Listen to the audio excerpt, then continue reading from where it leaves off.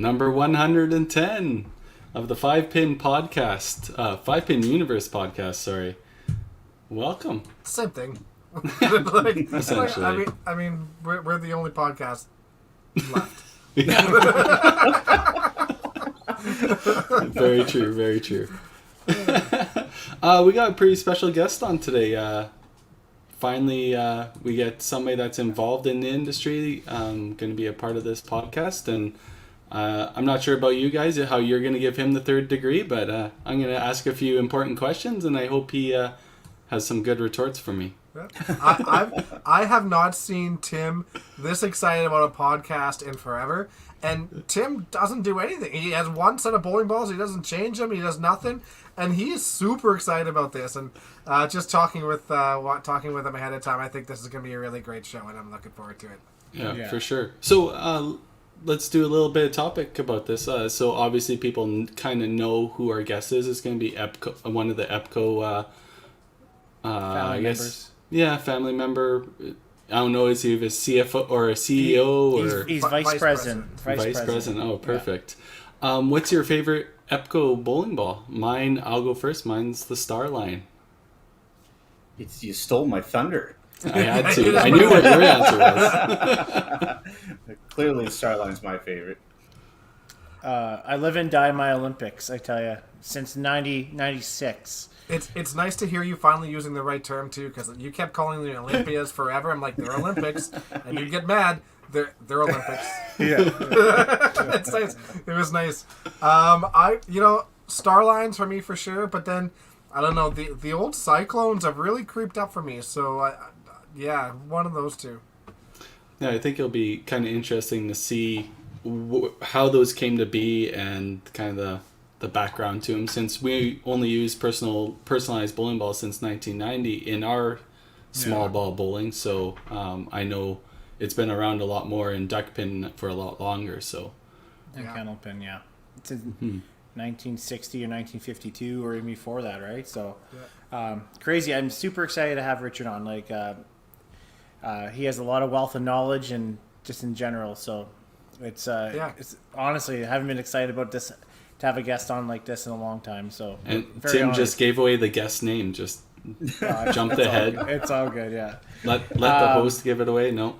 But let's talk a little bit about what's going on a little bit around town. I mean, we have our 5-Pin Universe 8-game tournament. We're going to be starting up here. We're finally doing the playoffs. Daryl's not here, but he still wants to talk about himself. So Daryl has his first match against Holdsworth. So that'd be on Monday. So that's the first one of a couple coming up to start. So we're going to have some live streaming for you guys coming up soon and some commentary. No, we're not doing them live anymore, right? We're recording, and then we're going to do... We'll air them, and then we'll do commentary. Yeah. So we'll do post commentary on the recorded matches. So we'll know who the winner is and stuff like that. But it's all going to be recorded ahead of time, just due to scheduling conflicts with COVID and centers and all that stuff. A lot of logistical stuff going on. Yeah. And then so that's coming up starting Monday. So we're time flies, right? Getting to the nitty-gritty finally. Yeah, it just took us a year.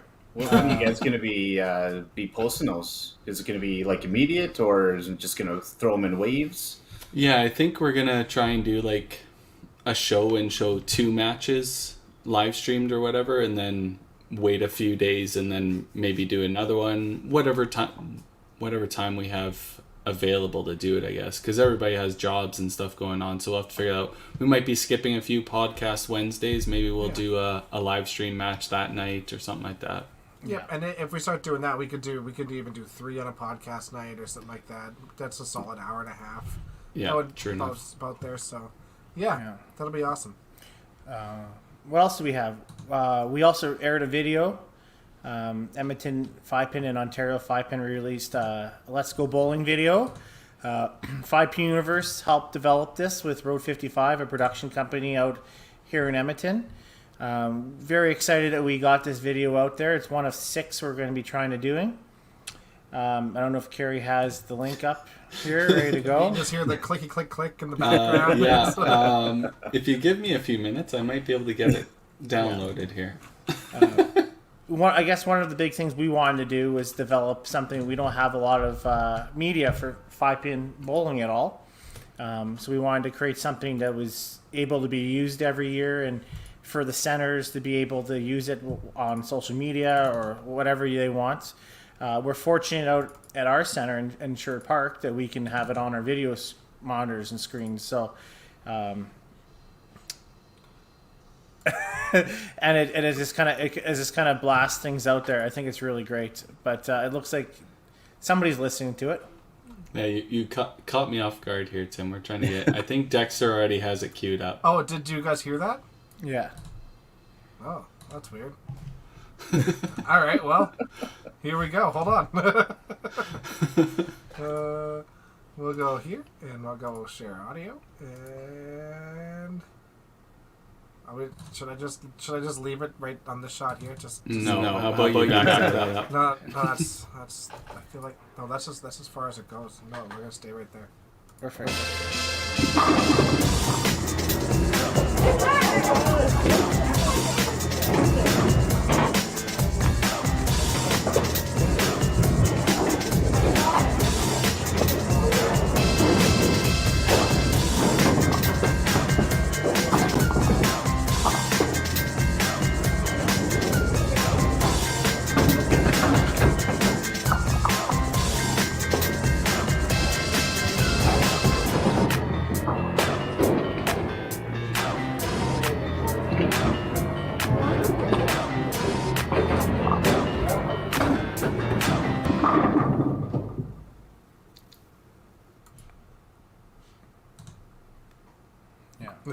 Yeah, 100%. I think my favorite part of that, I think, is definitely Braden. Yes. Our special low bowler that's just like, he's the life of the party, and that is exactly Braden through and through. So it's absolutely awesome to see that. Yeah, no, it was a fun day.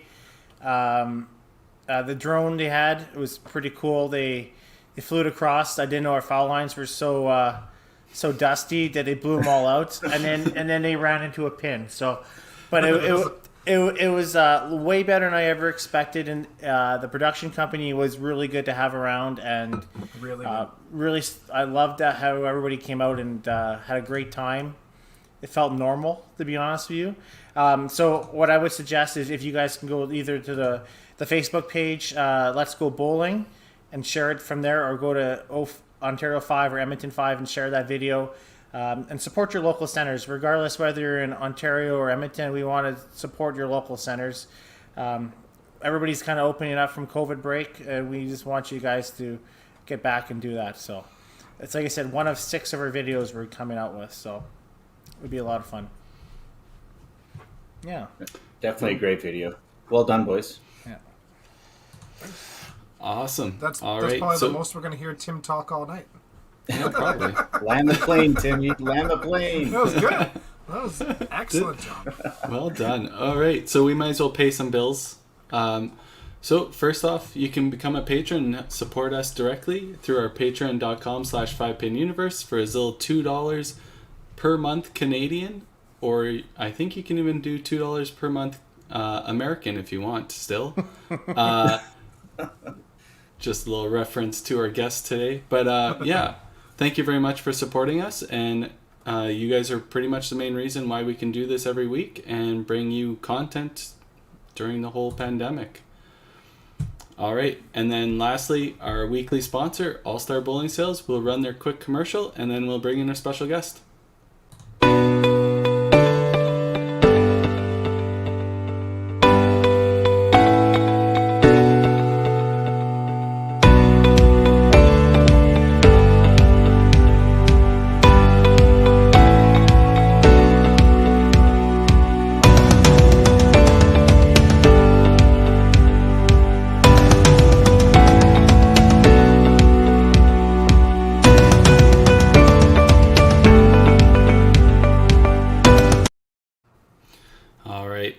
Once again, you can enter that weekly draw.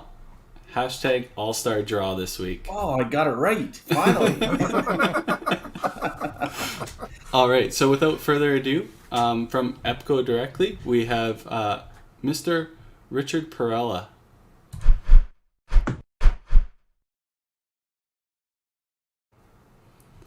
Hello, Richard. Good evening, gentlemen. I appreciate that very nice introduction that I heard you give me before. Even though I'm only the vice president, and my twin brother happens to be the president of something. I'm not sure which, but anyway. I know what it's like to have brothers and needs to be presidents of everything.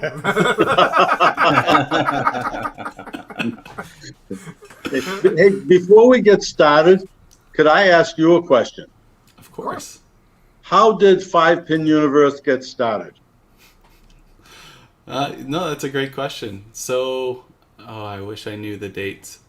Back, I would say 2015, there was no ranking system for competitive bowlers in Western Canada. And there was a young man called Adam Martin who had devised a way to rank bowlers. And then I started Five Pin Universe in a way to post that for everybody to see, and then it kind of grew from there, doing blogs. We did profiles of bowlers and stuff like that, and then it kind of developed from there. Upkeeping profiles for every competitive bowler in Western Canada was a feat beyond me, so we moved in, transitioned to podcasting and doing media development and stuff like that.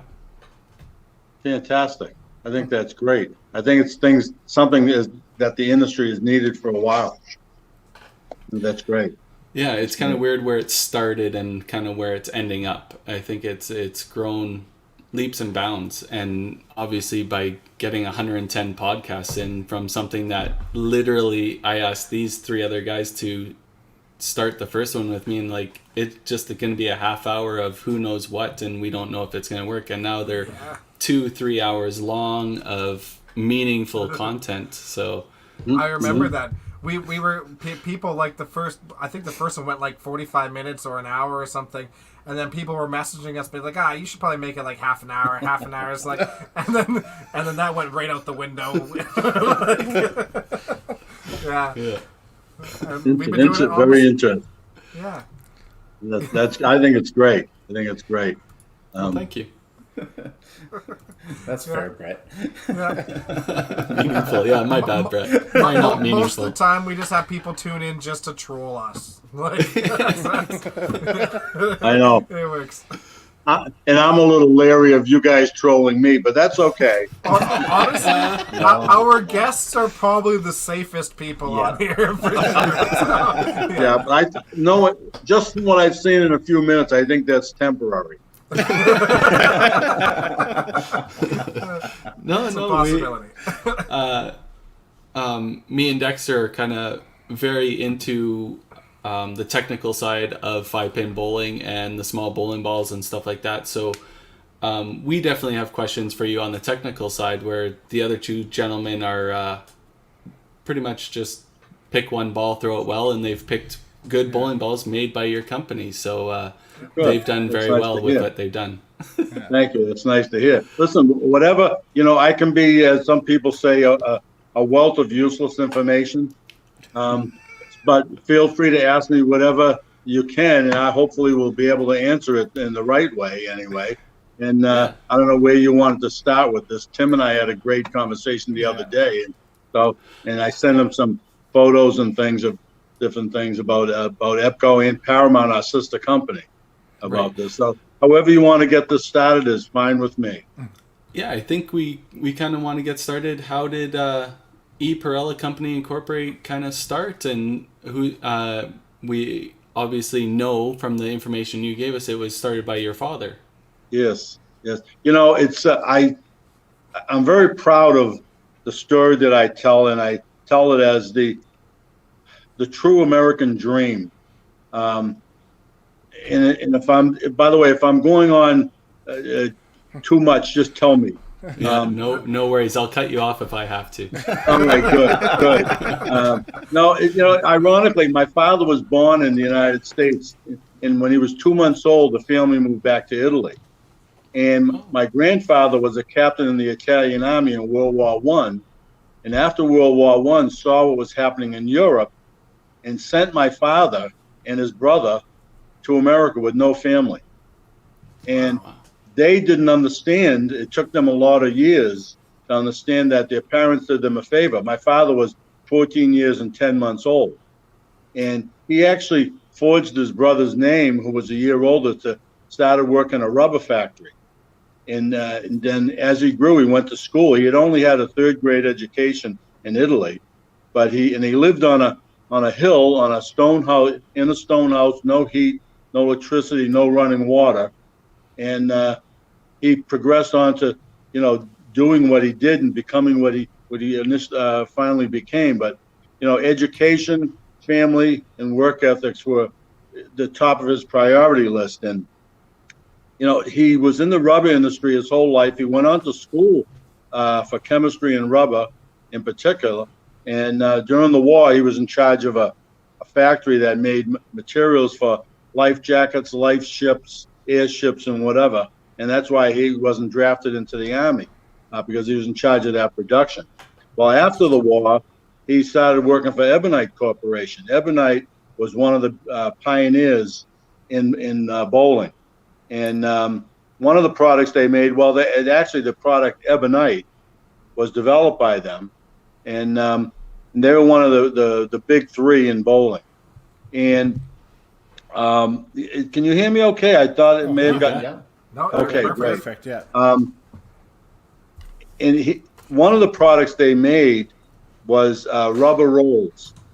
And rubber rolls, anything from typewriter rolls up to huge embossing rolls. Well, my father developed the formula in 1948 to salvage the rubber rolls without turning them down. And by today's standards, well, it's simple today, but in 1948 it was unheard of. And my father was an old company man. When he worked for you, he worked for you. But sadly, that taught him a lesson, because he wound up getting a check for $10 in 1948 for that formula that Ebonite did $180,000 worth of business on. But at the same time, the automatic pin setting machines were being developed. And Bowmore Corporation developed the first small ball candlepin bowling machine. I don't know if you ever heard of Bowmore, but Bowmore was located in Littleton, Massachusetts. And they developed the first candlepin and then duckpin pin setters. And the best thing that ever happened to bowling, but the worst thing that ever happened to bowling balls. And they were chipped and nicked and scored just like the rubber rolls were. So my father developed a formula to salvage the bowling balls without turning them down, matching the density, the color, the texture, the whole thing. Again, by today's technology, it sounds simple, but in 1951 and 52, it was unheard of. Well, he wanted to be a salesman for bowling balls because refinishing and refurbishing bowling balls was seasonal. Well, no one was going to give him a bowling ball to sell. The National Manhattan Rubber Distributor was located in Watertown, Mass., where we used to live. Ebonite was in Newton, Massachusetts, right up the street. And, of course, there was Brunswick. And no one was going to give my father a bowling ball to sell because he hurt their business. Well, my father said, I'm going to develop my own. And he said, never do what the other fellow does, because you have to compete with him. Do what he doesn't do, and he's got to compete with you. My father spent 7 years developing the Paramount bowling ball, both the compositions and then the processing of the raw materials. And in 1960, he started manufacturing Paramount bowling ball, and that has always been that mainstay. And if you look at the meaning, as I mentioned in my history description, it means the pinnacle, and that's how that name was developed, and we've always tried to maintain that.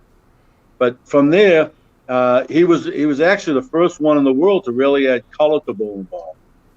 The question that someone was going to brought up was going to ask was, when did they start selling bowling balls on the retail level? Well, back in the early 50s, bowling balls were black, and they were brown, and then they were black and brown. and maybe they added a couple other colors here and there. In 1960, my father started making true color. And with the automatic pin setting machine and the development of small ball bowling, people started to wanted to. Shouldn't say started. They wanted to buy their own products, but there was nothing out there for that to be attractive for them to do it. When color was initiated, that's why Henry Ford stopped making just black automobiles. Okay, people wanted something different, and so they started buying their own product in the retail level. But when colors came out, it really started to mushroom and grow. And from there, we are now, bowling has been the basis of EPCO, E. Parrella Company Incorporated. It was the basis, and that's what our lives were wrapped around. I have two other brothers in the business. We were all brought up. When I tell you brought up, I mean from the ages of 6 years old on up, in bowling, in small ball bowling. My brother Bob is president of Paramount Industries. Paramount Industries is EPCO's own distributor here in the United States. It's a separate legal corporation, but they're full line bowling supply, and they handle everything in the United States. EPCO deals primarily through bowling distributors only. We have the benefit of being both a manufacturer, a distributor, and from 8 years ago, my brother now owns a 36-lane Candlepin Center. So all these years of being those three things, we understand how bowling centers and bowlers need, want, and should be treated. As I said to Tim yesterday, Monday when we were talking, I think it's important when someone asks us a question that we give them the correct answer, because first of all, credibility and reliability is crucial. But more importantly, we want you, the proprietor, to succeed, because if you don't succeed, we're going to be out of business before you do, because you're going to stop buying before we do. So we've always tried to maintain that philosophy. And my father's attitude was, as part of you'll see in our brochures, quality, precision, and style. And he said, never let that go, because people were going to remember you, whether it's your credit as an individual, financial, whatever.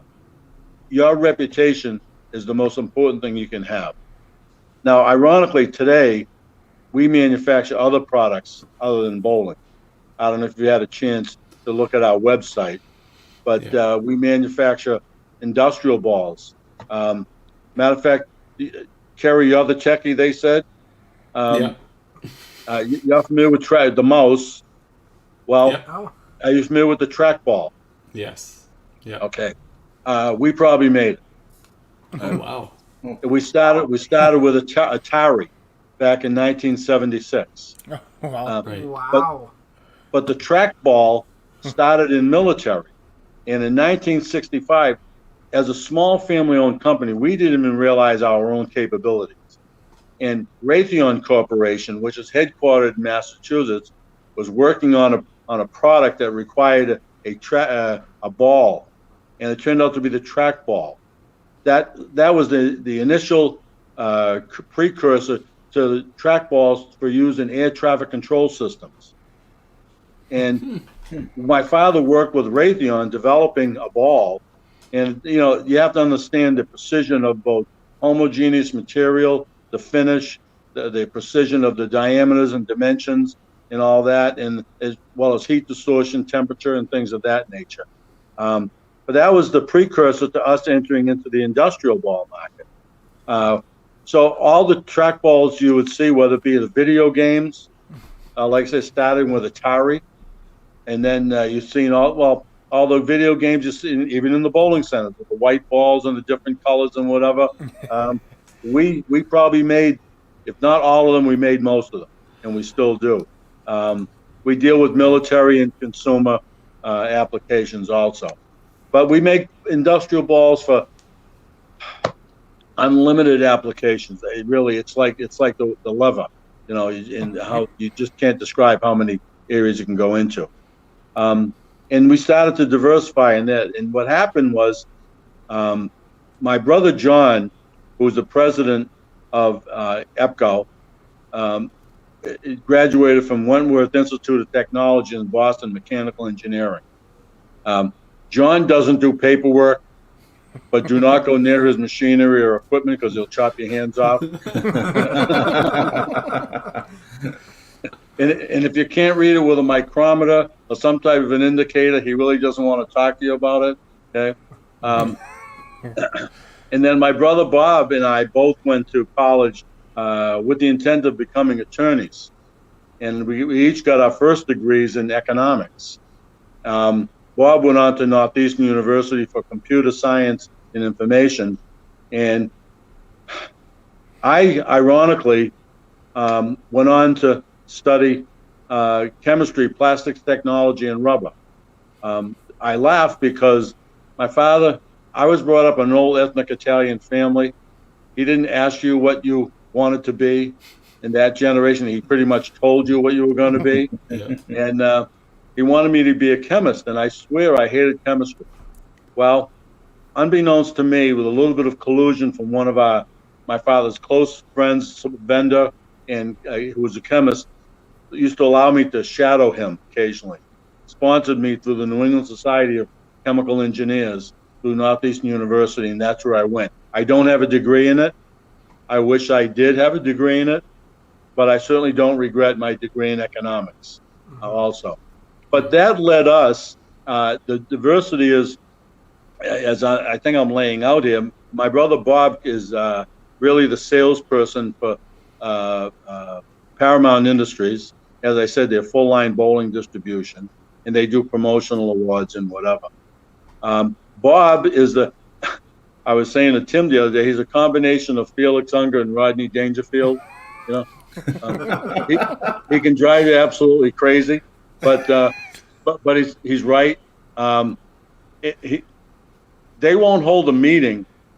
We're members of, every state organization, regional, whatever. But Bob has been on the International Candlepin Bowling Association, the National Duckpin Bowling Association, every state committee. He's such a pain that he has to tell jokes all the time. I wish he'd get a job sometime because it would help out. But they actually don't, even though we're not voting members, they don't hold meetings unless Bob is there. But he has such a dynamic personality. There are 3 sports that were developed here in New England. Do you know what they are by any chance? Not a clue, unfortunately. Well, one of them was basketball. Now, I know you're going to say it was done by a Canadian, but he had to come to the U.S. to do it. Right. Okay. The other one was volleyball at Bowdoin College in Maine. And then the third one was Candlepin Bowling that was developed in Worcester, Massachusetts in 1881. I sent Tim a couple more pictures today of a little bit of the museum that Bob has at Paramount on some of the wooden pins and the first one. We actually have the first pin that was ever used in candlepin bowling, as well as the bowling balls. Wow. But Bob is Bob brought candlepin bowling into the New England Sports Museum, along with the Red Sox, the Patriots, and everybody else. He brought in candlepin bowling, which is a great display to have. It's incredible. It's just too bad it has to be next to the Patriots. Wow.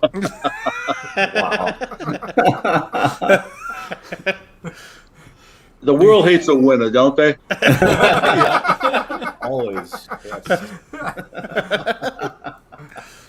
But anyway, so as we grew, we had this vision to grow the family business, and that's how Bob and I and John decided we're going to try to make this thing go, and we did, and we diversified into other products, and automobile shift knobs. I mean, we do business. We make them for Ford and Toyota and Chrysler and whatever else. But it's actually our largest single product right now. Crazy. It's unbelievable. But we do it worldwide. and it's great. By the way, 43% of our business is worldwide. So That's awesome. as a company, we're a very poor marketing company, but what we do very well, and we're known for it. And I think that's been success. I know that's bragging, but I'm proud of that. Absolutely. Hopefully, as the third generation takes over, they're going to break us out of the. There's three aspects of a business. There's the entrepreneur, the administrator, and the technician. And it's important to decide which you're going to be. And if you're not going to be one of them, you have to have someone come in and do it. That's why I was chuckling to myself, because you got Kerry and all you guys together, each one doing your own thing, that puts one package together. That's important, So that's we've evolved into all the other products, but small ball bowling, and I say small ball because there's actually 5 types of small ball bowling. The candle pin, duck pin, 5-pin, rubber duck. And now the new game is mini bowling. I don't know if you're familiar with that. Yeah. You mean Route like the 66 Route machine. 66? Yeah. Yes, exactly. And we make the balls for those. What about 9-pin? 9-pin, the Skittles, yes, we make those too. That's awesome. That 9-pins in kegling. I don't know if you ever heard of the story of Rip Van Winkle when they settled New York, New Amsterdam, and he fell asleep under the tree, and they said he was 10-pin bowling. Well, in fact, he was kegling, because Right. Holland, Germany, Austria, Latvia, all those countries have Skittles in 9-pin. Now, I could be wrong, but I had heard a rumor that was kind of how 10-pin bowling started, was that they had 9-pin bowling and that it got banned in the States, so they added another pin and created a new game, and then it became 10-pin because nobody was going to work. I believe you're right. I would say that I believe, because I don't know 100% on that, but I think you are right. Yeah. I think you're right. You see, now the gentleman that developed 5-pin, that was in 1911, was it? 1905, I believe, right? Tommy Was it 1905? Okay, because that, We should know this. Oh yeah, but 1909. 1909. Well, we made the anniversary balls for that, Right. with the logo and whatever. But duck pin bowling was derived from 10-pin. It was developed in Baltimore, Maryland in 1906. And it was derived from 10-pin. How rubber duck came about, I'm not 100% sure, because we've had some rubber duck down here mixed in with our duck pin. Are you familiar with the difference between the two? Yeah, the hard belly and the soft belly. The rubber duck Right. is the bands around it, right? Yes, that's right. That's right. So, with that being said, my father's attitude was make a good product and stand behind it. I was mentioning about the process of repairing a bowling ball. Well, it's ironic that no one wanted to give him the opportunity. He actually stole 4 bowling balls from a bowling center. Right? The owner saw him do it. He went up and put $10 on the table, okay, and he brought them back a week later, all refurbished. The owner couldn't believe it because it had never been done before. Yeah. Like my father said, always remember the guy who bought 4 and then bought 8 and then bought 16, because he's the one that made your business. It's not the big guys that come down the pike. They only come down the pike after everybody else makes you. I'll give you another example of that. Are you familiar with Hearst Penske? Anyone into automobiles? No. Penske, yeah. All right, my brother Penske John. makes sense. I'm sorry. Yeah, Penske makes sense.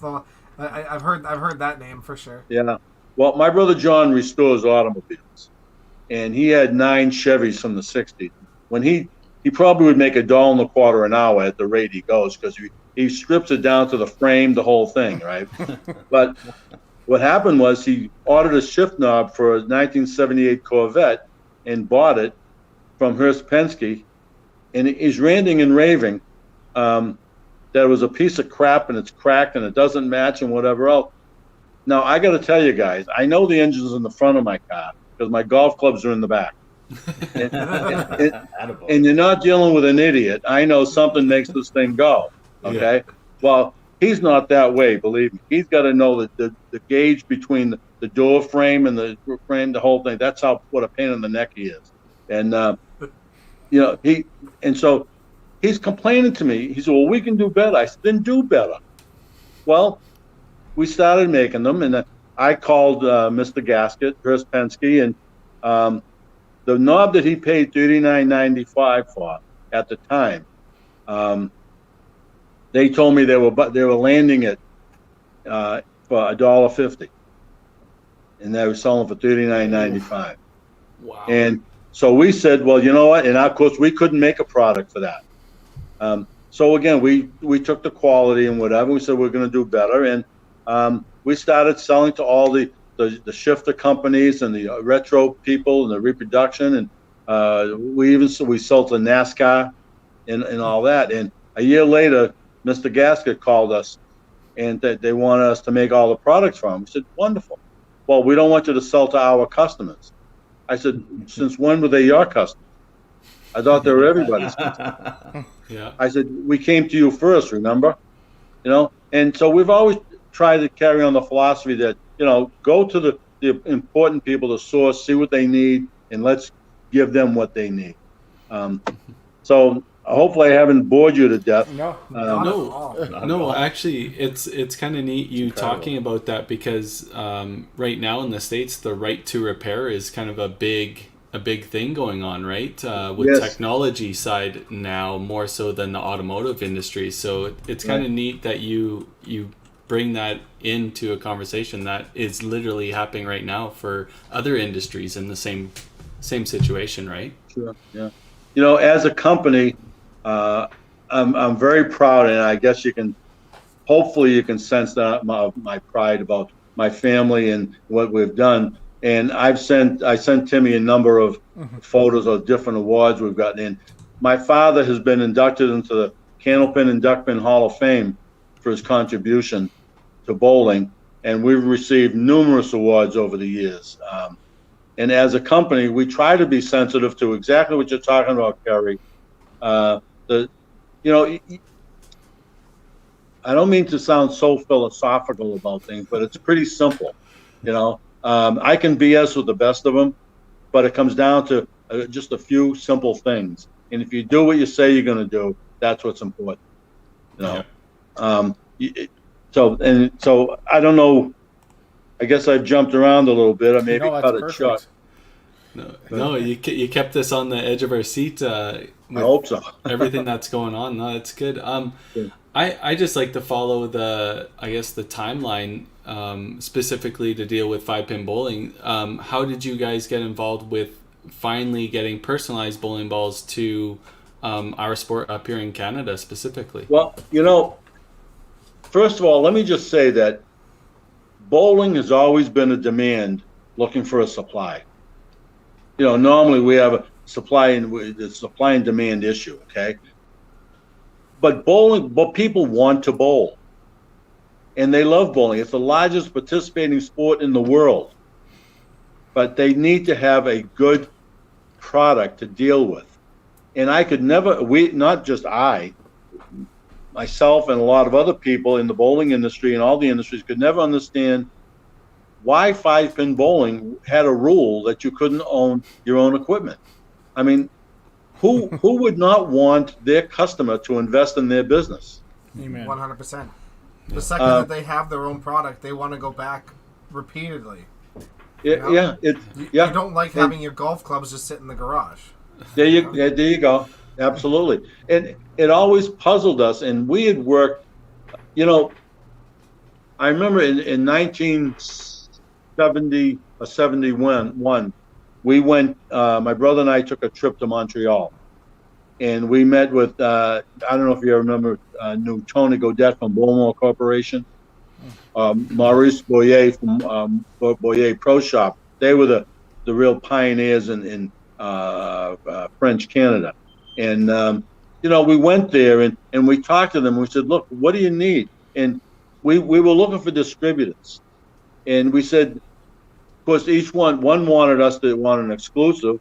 and they weren't always competing with each other. But we said, no, let's start off small. I don't want you to take 1,000 balls. I want you to take 100. And if you like them, come back and take another 100. And that's how we built it. Well, we're saying, geez, candlepin, they're going gangbusters. Duckpin's going gangbusters. Duckpin in Canada is going gangbusters. 5-pin is single. What kind of rule is that? Well, Yeah. no, I mean, we just couldn't understand it. Not just us. There was a good-sized contingent in Canada, and I wish I could remember all their names. I think my Alzheimer's is kicking in. But you talk about guys like Al Hong, Don Sim, Bill Douglas from Edmonton. Yeah. A lot of guys in Ontario. They were so supportive that finally the writing was on the wall for small ball bowling, 5-pin bowling. Either you wake up or you're going to go the way your rules are going. Yeah. And I hate to be so blunt, but that's what it is. Absolutely. Okay. And, it's funny because my brother, as I said, owns a 36-lane bowling center. The bowling center was owned by the original owner's former banker. And everyone said he overpaid. Well, he changed the name from Sandy's Lanes to Park Place Lanes, modernized the entire front, allocated $100,000 a year for modernization. Now, whether or not he did it or not in 1 year, he still would save that money towards it. Bought new rental shoes every year. And of course, he bought them from Paramount. And we were, we've known Nick Muskilly for a lot of years. His attitude was, I charge the most, but I give my bowlers the best. And other bowling centers were buying his rentals, his used rentals, and they couldn't understand why he was able to charge what he charged. And he said, I laugh all the way to the bank. They can't figure this out. You walk into a bowling center, you put your feet in shoes, you look at pins, and you're on the approaches and whatever. And it's that type of mentality. Well, after knowing him all these years, my nephew, who was with IBM at the time, got let go from IBM. And Nick was 78 years old, and he wanted to sell the bowling center. And my brother says, good, I'll buy it. And he bought it. And I was telling Tim, he averaged, I don't know what the statistics are the last few years, but he was averaging 17,000 strings per bed per year. Oh, wow. Okay. That's a lot. And there was a snack bar, a lounge, billiard room, and whatever else. So, around in candlepin, I think it was about 8,300 strings a year was the average. So That's amazing. It certainly is. And, I guess the question is, did he overpay originally? I don't think so. Like I said, I guess I have a tendency to go on about something because I believe so much in this thing. That's what this is about. Yeah. Well, By thank all you. means, yeah. Thank absolutely. you. Our lives have been wrapped up in small ball bowling. All right. I will tell you that. I mean, we make bowling balls for Brunswick, for Cubica, for all the companies. So I have to be careful. But some companies didn't want small ball bowling to succeed. Yeah. They'd rather make one product and that was it. And yet it's a shame. But by the same token, it bothers me. Well, I guess I should cut here and you guys can ask me any questions. No worries. And you don't have to infer anything from any of the questions specifically, but I got a little story to share. So Yeah. With 5-Pin Universe being around since 2015, one of our main goals was to bring sponsorship to professional bowling, especially with the Western Canadian Bowling Tour being so prevalent, especially on the western side of Canada. Mm-hmm.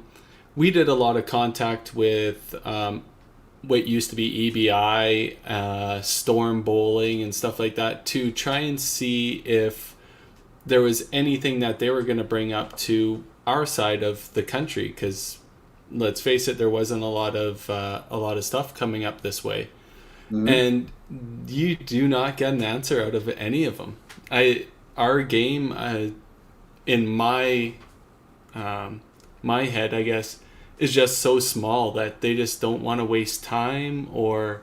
You know, I also kind of Mhm. understand when you're saying that, you know, certain companies didn't want the game to succeed, and I kind of understand, because I mean, even if they're companies that also produce, you know, equipment like machines and all that stuff too. 5-pin machines are simple, they're durable, and they last forever.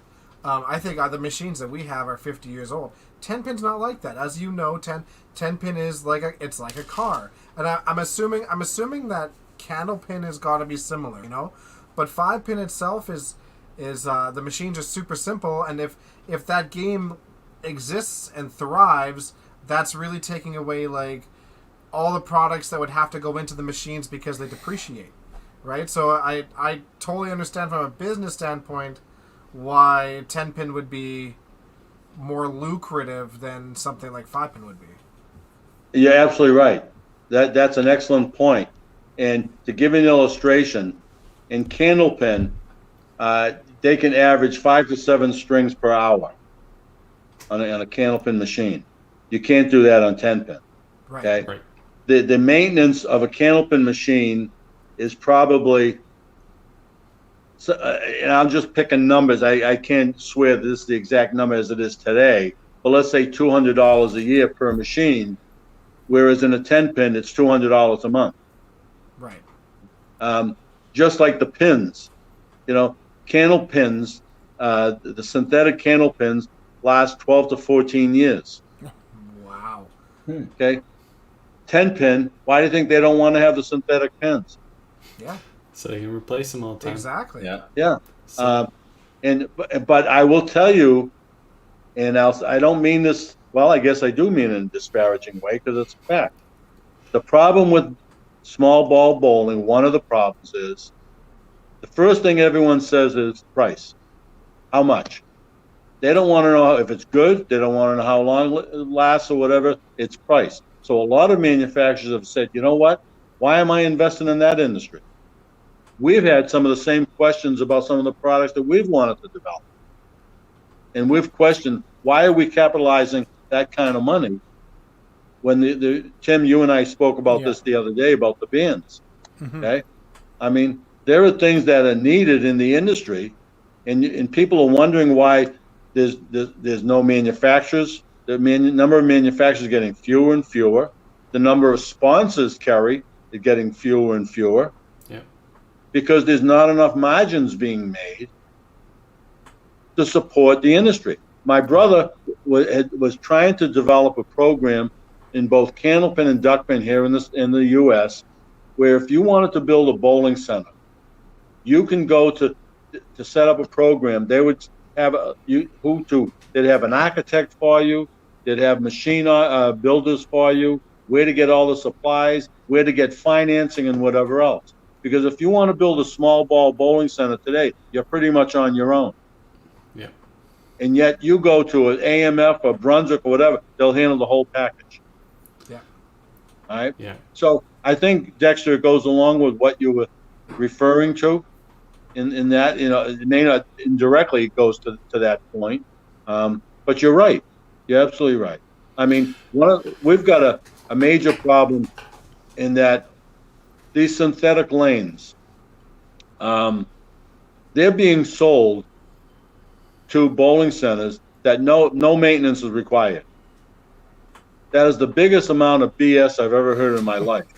Okay, and if you look at Brunswick as an example, has a disclaimer on this synthetic lane that if you don't condition those lanes or whatever, okay, then the warranties are off. Whether it be the balls, the pins, the shoes, anything, the warranty is off. But the small ball guy, you know, small ball bowling used to have a mechanic / maintenance man.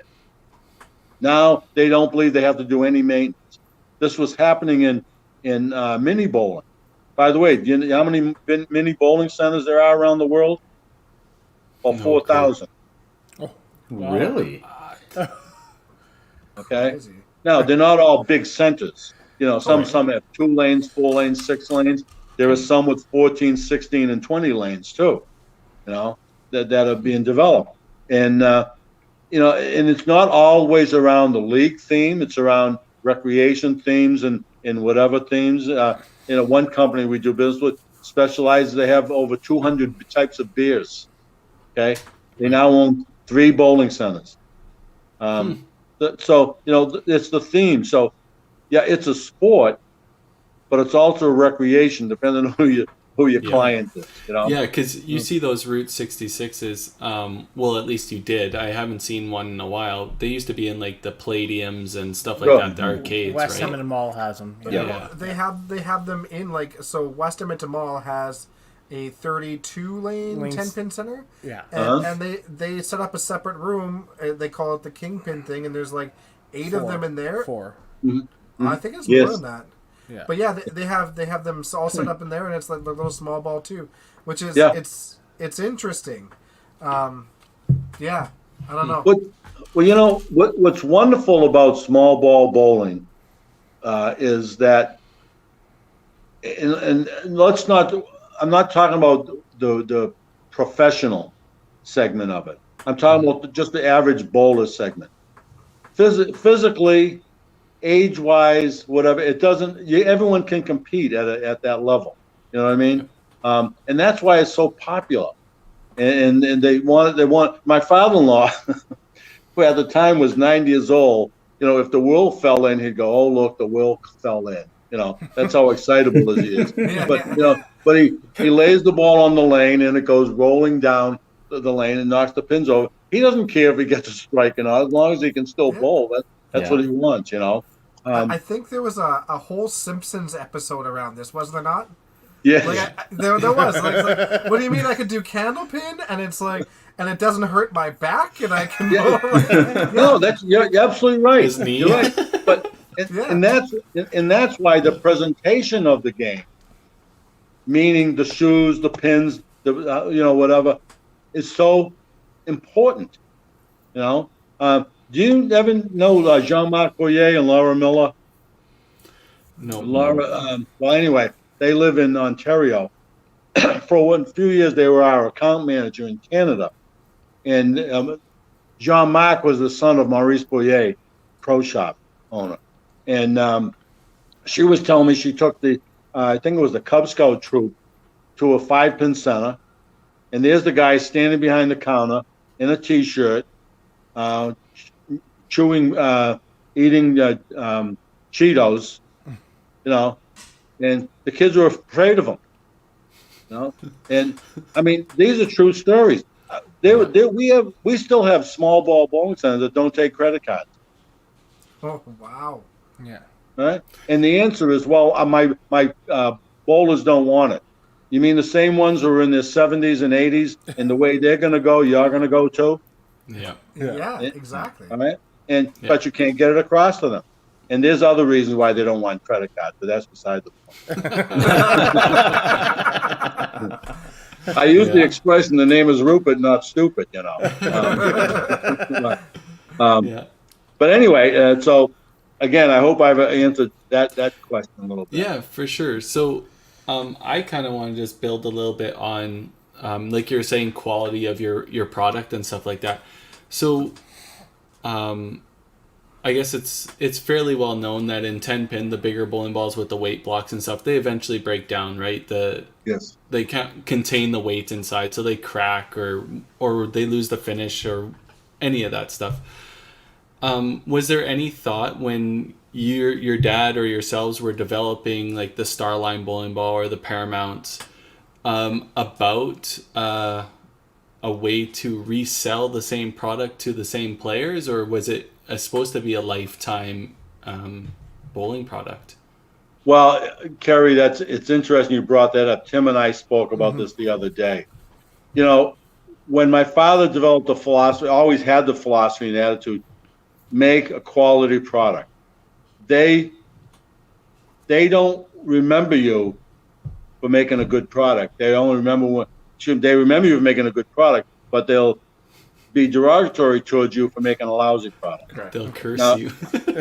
As an example, okay, 10-pin is a different animal. They had a Ball of the Week club. One year they come out with 100 and something new 10-pin balls. They actually hurt the retail market because they confused the bowler. Yeah, they got more 300 games out of it. Oh yeah. Okay, but who did it really help? Yeah. But Tim and I were speaking the other day, and I said, Tim, let's use a simple analogy. Let's say that 1/3 of the cost of a product is raw material, 1/3 is labor, and 1/3 is overhead. Even if I were to cut the raw material costs in half, how much have I actually saved? Right.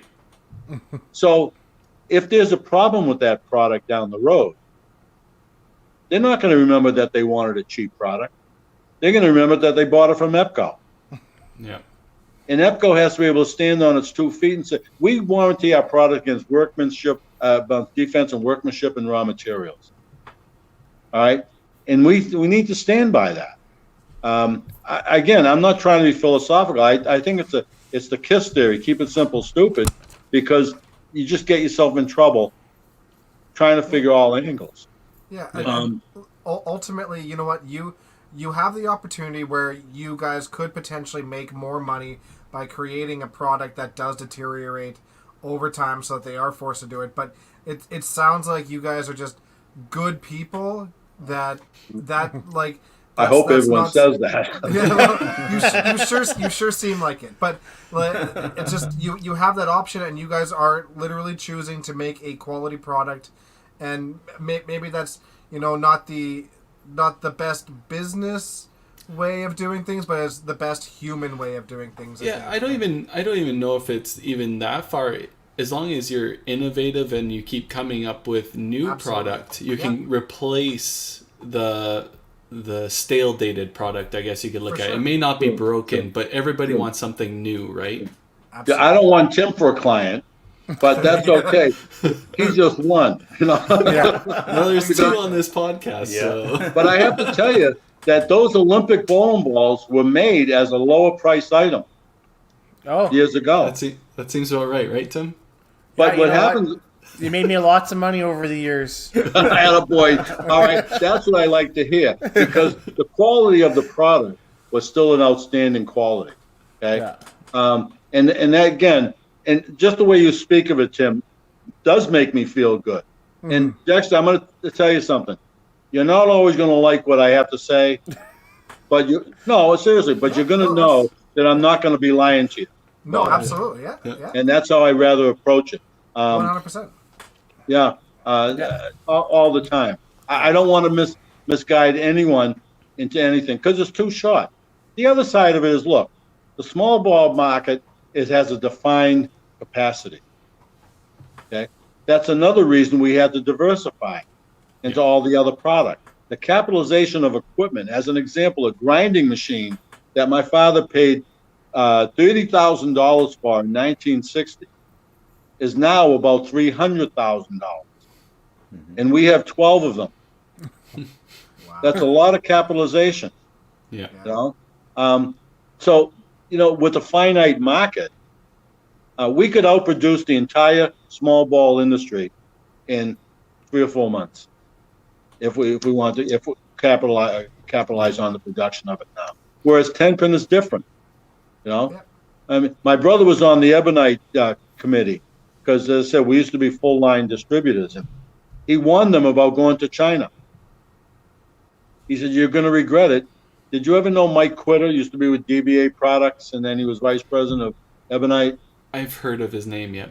Okay, we had known Mike for a lot of years. Jim Felucci from Brunswick. His father worked at Brunswick. He became vice president up in Muskegon. They went to Mexico. There's other reasons they went there, but the market is a different market than the small ball game. And that's so we don't want to risk losing that.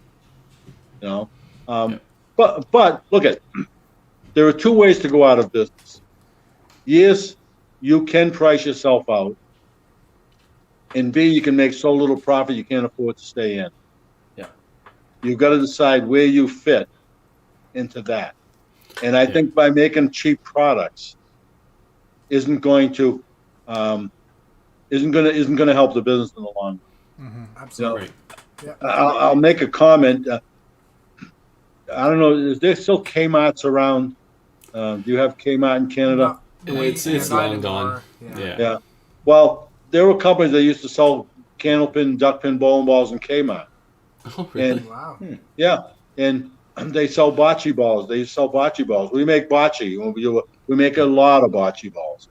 But again, we make tournament grade because people don't remember that they wanted a cheap set. They just remember where they got it. All right. And we said, you know what? Unfortunately, we can't afford to make a Kmart product. I just can't do it. No. So let the other guys do it. Like my brother Bob says, put them out of business first, then come and see us. No, that's what'll happen. But anyway, Yeah. So, speaking, we were talking on Monday. First price increase you guys are going to have, right? Since was it 2009? 19. 19. Yes. Yeah. I am saddened to say, excuse me, and I don't know. I wish I knew what the answer was. I have never seen an economy the way it is right now. We, as a business, without bowling, because bowling has been almost nil for the last year and a half. Yeah. We are up as an overall business 62.5%. Wow. Without bowling. Congratulations. That's amazing. Well, thank you. Yeah. But I wish I knew what we were doing right so we'd keep doing it, and what we were doing wrong so we could correct it. Okay? But what's worrying us is, I had a meeting last Friday with one of my major vendors. Some of our raw materials are made to our specification.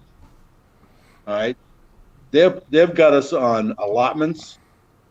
That, what used to be 5 to 7 week delivery is now 15 to 17 week delivery.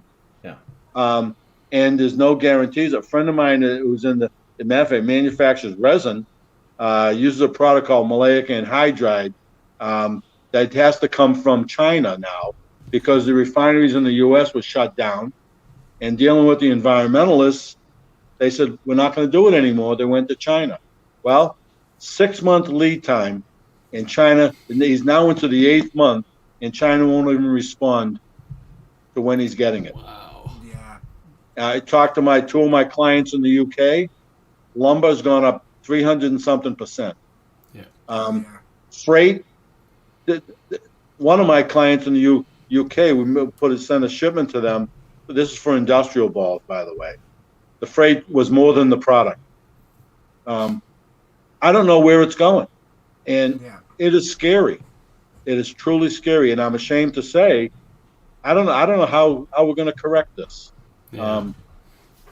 The only consolation is EPCO's not alone. I've talked to everybody, about having the same problem. It's amazing, just amazing. Up here in specifically in Western Canada, like our lumber prices also went up 300%. Like inflation is skyrocketing, and it's sad to see what's going to have to bite the bullet or to offset this, right? Like pretty soon people won't be able to afford to do entertainment stuff and all that stuff because they're paying for everything else. And and now that our federal government, not to get into politics, has declared that they're going to run a new election here in 36 days, it's we're just up in arms. We have no idea what's going on and how things are getting You're talking fixed. about Canada, you're talking about the U.S., because we're really screwed up. I don't know what's better. We're all in the same boat. We're all in the same boat. Politics suck everywhere. We have a drama teacher right now leading the country. So, hey, our governor can talk forever and say nothing. And the girls in my office, they said during this COVID thing, "Oh, you've got to listen to Governor Baker." It was a 43-minute speech. So the next morning I went in, I said, "Girls, I want you to listen to that speech, and I want you to tell me what he said." they listened for 43 minutes. They said, we have no idea what he said. I said, that's right. That's exactly what I get out. It's just amazing. Yeah, You know, it just amazing. But what are you going to do? I guess we have to do the best we can. I guess that's all I can say. You know, you are right. We're all in the same boat. I think I overheard Tim talking to you a little bit about it, but we have a good friend that is in the glass industry here, and he's in charge of bringing in all the glass for this company in Western Canada, and it's the same thing. You can't get it out of China, and it'll sit there and be like, okay, it's supposed to be here in 2 months, but it won't be. And if you want it to be there in 2 months, you have to pay $20,000 a container, and that number is going up. And they'll put it on the boat in a week. But if you don't pay that $20,000, you'll see it in 6 months. That's right. It's crazy. Yeah. It's. I could go on forever. I guess.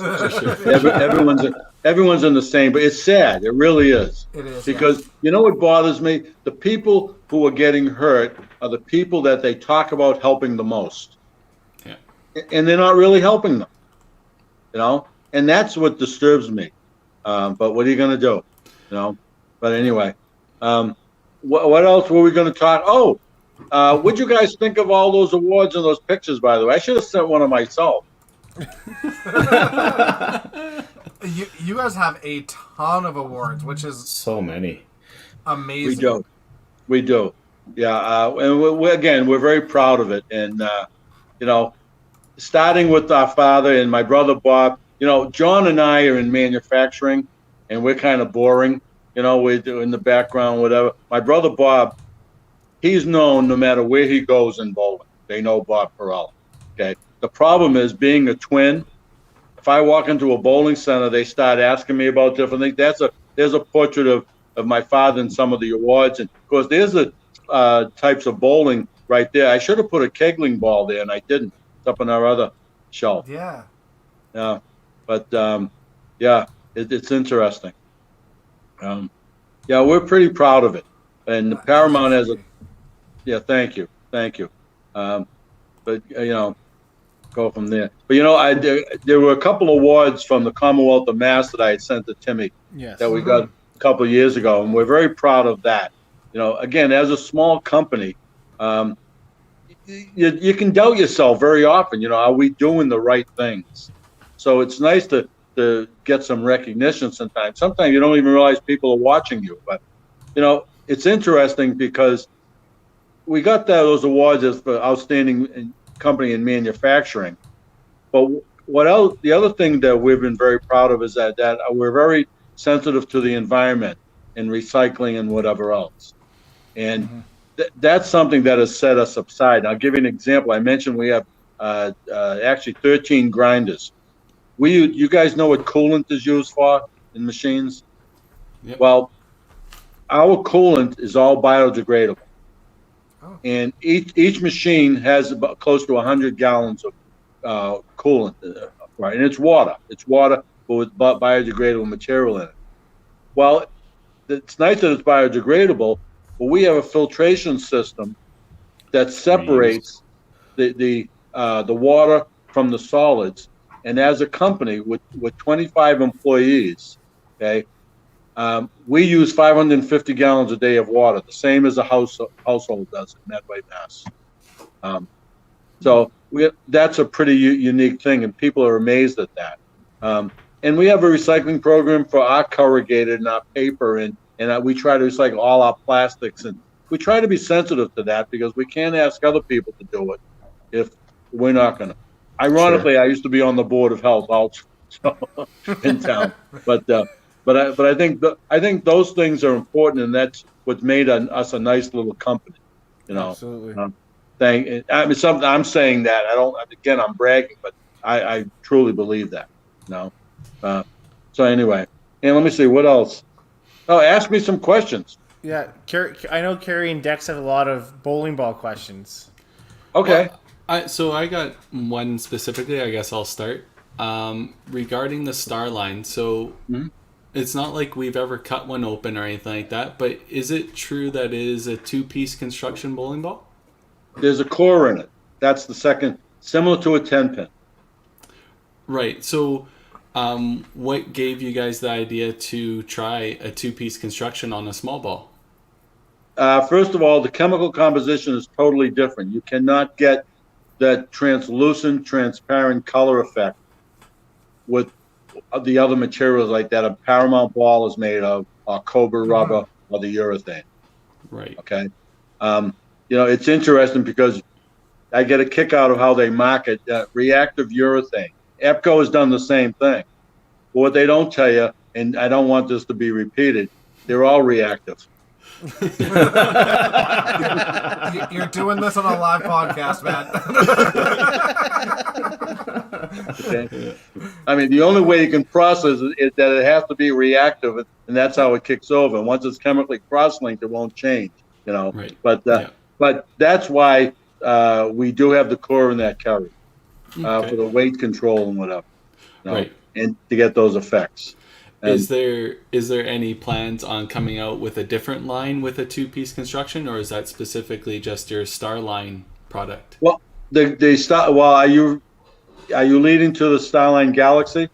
Well, kind of, sort of. So is the new ball, the Starline Galaxy that you guys are coming out with, I can share it on screen here for our viewers. Is that a new product, or is that going back to an old product that you're bringing back? No. Years ago, we did have a Sparkle bowling ball. Yes. Different material entirely. As a matter of fact, I'm trying to remember the year it was, but the C5 PBA was done in Calgary. 96. Okay, there you go. When there's my Alzheimer's again. Yeah. That's when we reintroduced the Starline, and there was a different material. Same basic family, I have to say, but a different version of it, and a much finer grade. And then we decided, after all this time, we had a Sparkle at one time, but it was harder, and we think it was more. Not think, we know it was more brittle. So we took the Starline material now and incorporated the Sparkle, the Galaxy effect into that. And that's why it's called the Starline Galaxy. It's the same traditional material. And we have, by the way, done a little bit of test marketing on that through several centers here in the States and one in Ontario. And we've gotten great responses to it. As a matter of fact, those colors, I don't know if you noticed the colors in the brochure. Did you see the brochure? Yeah. The Cobra Pro Rubber, the camouflage colors. Yeah. What'd you think of that? It's really nice. I mean, I feel like camo is a bigger thing in the States than it is in Canada, but it's just nice to see new colors. I love the purple, lime, and white. I really like that. I'm a big fan of the orange. Orange is my favorite color. But the camo is a nice. I mean, we've never seen anything like that in small ball. So it's neat to see that come to fruition. Right. Yes. Thank you. Well, again, we've really responded to people asking us for some of these things. After all these years of making new colors in particular, it's astounding how many colors we've made since 1960. And then can we get a different shade of this and a different shade of that? And someone's perception of what might I'll use the Cobra, the purple and black. The purple and black was a very popular ball, but then it became too dark. Yeah. So what we said, why are we trying to reinvent the wheel? Let's change the color. And we made it the lavender. And the response we've gotten so far, people are seeing it, at least the distributors have seen it. I sent the same brochure to our distributors. And by the way, our brochure is going to be ready next week after all these months of delay. We've gotten such positive responses. There's going to be a couple of other things that, I'll mention to you after. You ask me questions, and I'll bring up a couple of more things. So the Starlines, I'll tell you about those original, or the Starlines from, like, say, 96. Mhm. I don't know if you know up here, Richard, but they're on the black market. If you find a pair, they're selling for a huge price. It's crazy how they go up here. For some reason, you can buy one of those balls back for like $150 a ball up here, right? If I'm in the somebody wrong sees one. business. Yeah. So if you have any of those kicking around, you just put them on the black market and they'll sell for sure. But these are the same. The Yeah. style Right. line of last week is the same as the ones in '96. Yeah. So there, You know? there you go, guys. You hear Don't- that, don't- Adam? You can buy new bowling balls. They don't have to be the same Hey, ones. why would I buy a new bowling ball when this one makes me so much money? That's right. So Adam, you're not helping me, buddy. I'm willing to test them out for sure. I've been promoting the Starline bowling balls for as long as I can remember. I do Thank have you. a set of reactive views as well, just as kind of a different feel. Sure. But I'll continue with that Starline probably till the day I die in this sport. Yeah, And to see that they're bringing that back, because I know there's a lot of people that would love to try them and Right. they can't find them. So to Yeah. have that as an availability and Well- just kind of see what the hype is, I think it's incredible for the industry. Adam, you brought up an interesting point, and it's one of the problems that we're having as a company. The problem with, first of all, the number of distributors that are out there today is not the number that used to be out there. Okay. Number two, they're cherry picking lines. We constantly get people saying, "What else do you have that's new?" Or "We didn't know you carried that." Okay. And that hurts our business. And what you're saying, Adam, is exactly what we're confronted with. How do we get that across? The other side of it is there's a lot of bowling centers. I mean, someone mentioned golf. I think, Dexter, it was you talking about it earlier. I don't care what size or type golf course you go to. They have some type of a pro shop. Yeah. Small ball bowling doesn't. No. So many of them. I mean, go this one, go to that one. They don't have it. It's crazy. Yep. And we don't. I was talking to Tim the other day about trying to get a list of every bowling center in Canada. And when I asked the Bowl Canada, oh, they don't have it. I said, you mean you don't have a list of who's not a member? Then how do you get new members? Yeah, it's crazy. And then That I've had is the same an thing from excellent question. provincials, and they want, and I said, how do we promote this? Because as a company, we wanted to have like a monthly or quarterly newsletter go out, just say this is what's happening or whatever else. And Totally. it's been very difficult. It seems like every place you go, you're stonewalled into trying to get something done. That's why, Kerry and everyone, I asked that question about how did you get started? Because this is exactly what the industries need. Yeah. Well, If you need It's something, definitely been missing. if you need something to go out, we're the guys to help you out with that. So It's true. Well, we appreciate that very much, but like I said, I'm at a loss because I don't know how to get around this without offending people.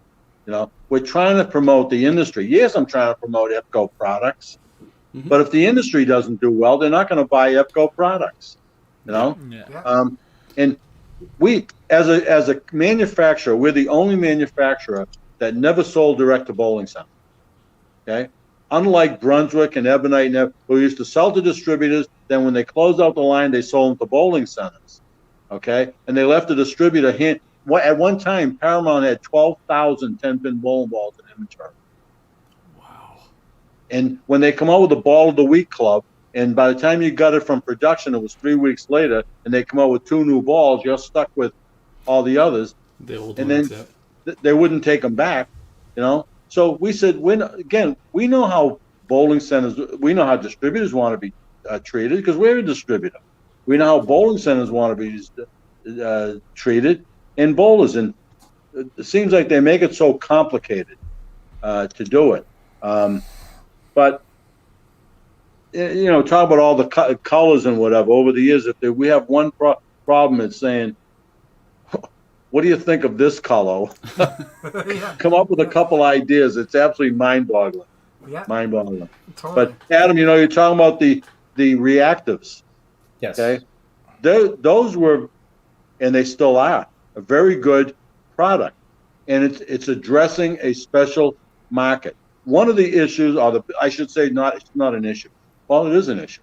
The biggest question we get asked is, what bowling ball should I use?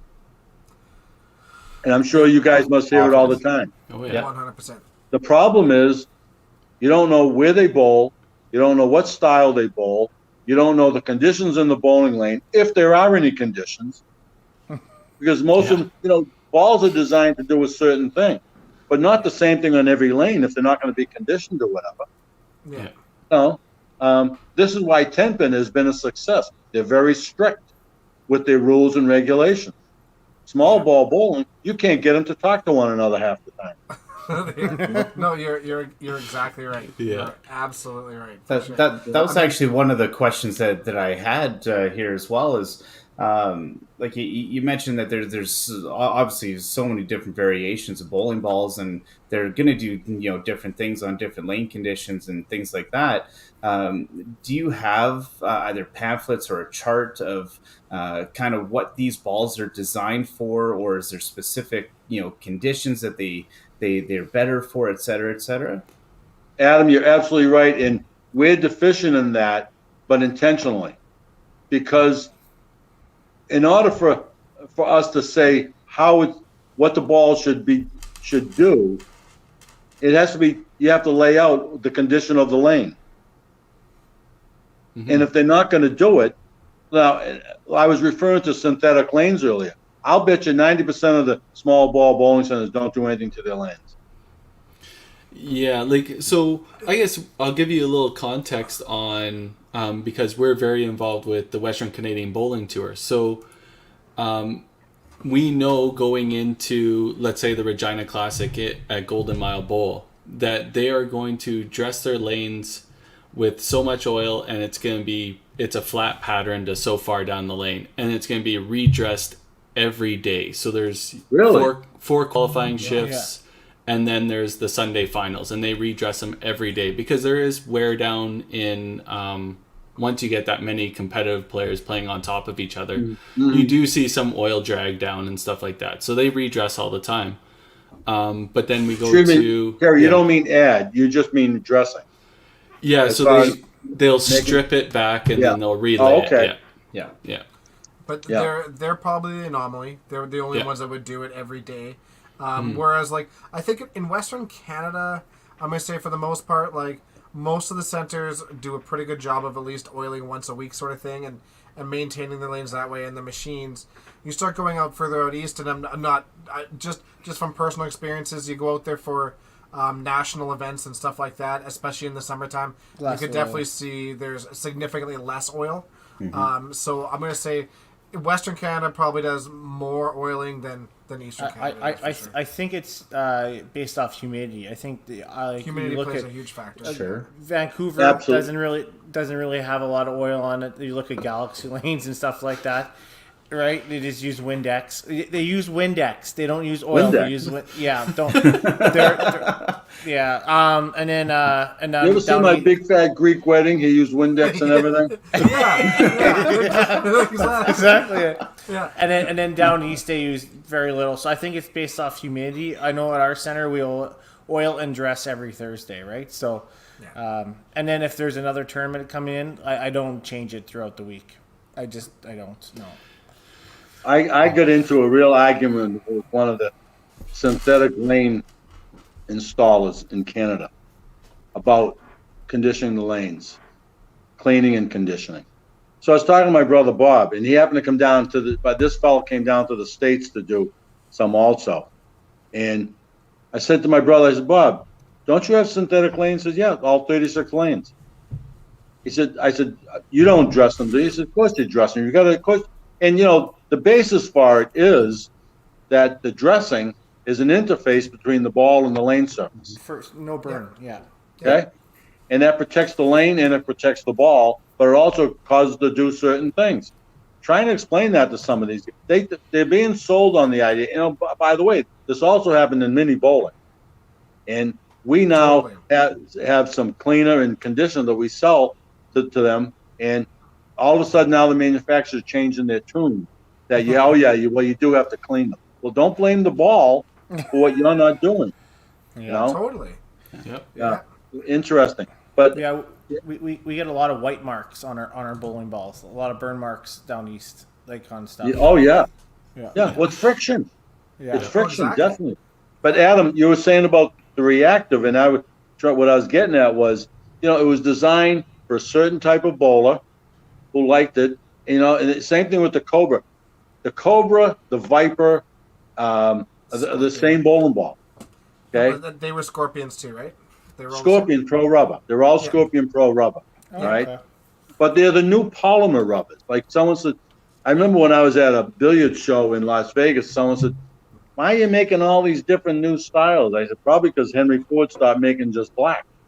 You know, you need something to entice the bowler and get them in to do different things. We make a clear billiard ball. Now it's not the same. It's not the same density as a standard billiard ball. Standard billiard ball density is 1.72, 1.75 density, and it's relevant to what elephant tusk was. Otherwise, it could have been pick any other density you want. Well, someone said, well, these are lighter. It's all a matter of physics. If the cue ball is the same weight as the rest of the balls, it's all a matter of physics and the force put behind it. You know, and we do a lot of personalized logos, names, and whatever else. It's a big retail item. But anyway, I'm sorry. That's really neat. Yeah, they are. They're a special thing.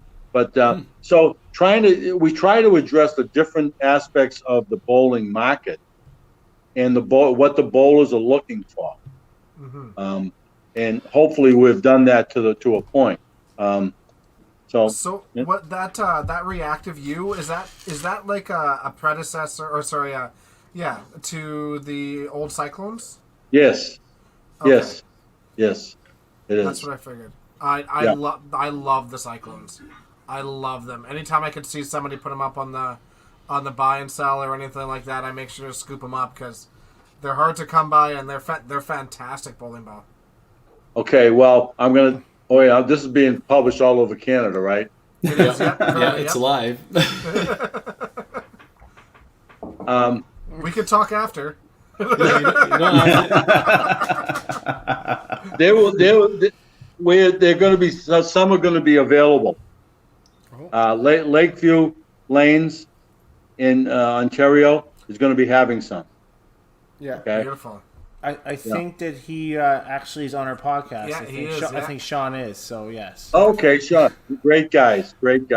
I got to tell you, between Don Sim, Shelby Crest, Dorothy at JD, and Eddie Dubinsky, okay, and Tony and Sean, great people to work with. And they wear bowling on their sleeve, which is great, you know. Yep. And anyway, I'm sorry, I keep diverging. No, for sure. No. So I do have kind of an industry-specific question. So obviously, Phipps Bowling has developed small ball for a while, and their product that everybody loves is the soft roll. Was your guys' softball built for direct competition due to the shore hardness of it, or how did the softball come about? Well, you're absolutely. That's exactly right. People. All right. We're going to be having two things. We're going to have not only the softball this year, but I'm premature in announcing it, but it's coming. No, it's only because I don't have a brochure done about it. All right. But it's going to be coming very soon. And we're also going to have a EPCO hardball version. Okay. And both of those products have been tested for several years now. And they've been having great response. You can talk to Tony and Sean, and you can talk to Dorothy out at JD. And I think Don Sim has had some. I'm not sure if Shelby. He usually shares it with Shelby, but Don has had it. also. So and that one, that's in response, Kerry, to the bowlers' demand. You know, what do the bowlers want? You know, yeah, it's kind of neat to see the way stuff, I guess, sells on our side of things. So we've seen like soft roll all of a sudden be developed. Obviously, it sold first in Ontario side for Canada, anyways, and then some of the Ontario guys brought it out here to play. So then we started purchasing it, and then it was the Aramith hard roll, I think, or hard ball it was called. That started selling out here, and then you guys came out with the softball, and there's a few people in the chat talking about the softball and stuff like that. So that's selling product, and obviously you coming out with this other one. Is that in direct correlation to the Aramith hardball? Well, yes, it is. Yeah, of course. I mean, again, we have to fill the voids too. Yeah. Absolutely. All right? Absolutely. And be direct. You know, well, I'll just let our product speak for itself. Yeah, for sure. Yeah. No, that's awesome. Absolutely. Yeah, I like to see it because not anything against your guys' product, because I definitely have some Paramount in my bag and stuff like that, but the soft roll has been my go-to bowling ball for the last decade. So to see you guys come out with something that hopefully has the same texture and stuff like that, and able to test it, and hopefully other people purchase it and stuff like that. Yeah. Hopefully it's something that replaces maybe some of the old soft rolls in my bag, because that is one thing, and that's why I guess I kept bringing up the degradation in the product, because the soft roll bowling balls, because they are so soft, you do see some wear and tear on those types of bowling balls, right? That's right. That's right. The other thing is we do not make the same product. Yeah. And we don't make it intentionally, because going back to the 1950s, okay, why should we come out with the same product? That technology is old and in our opinion, archaic. We're making a rubber polymer, which is the modern technology to the whole thing. I don't want to use the old lampblack sulfur cured rubber. You don't want to throw a Goodyear tire down the lane? I don't get it. I guess. And the other thing that we're going to introduce is we're going to now manufacture custom bowling balls for any bowler. Wow. You'll be able to pick your brand, pick your size and weight, and your color combinations, up to 3 colors. Man, I did that like 10 years ago. I ordered a custom set of Starlands from you guys. They were green and yellow, and they were 5-inch 310. Or no, they were 5-inch 310 because 312 wasn't. And I think they came in just over. It was like 310 and a half. And they hit like bricks. They were awesome. So, yeah. You know, that's an interesting thing you brought up, Dexter. Is they changed the rule to 5-inch 310. But it hasn't caught on.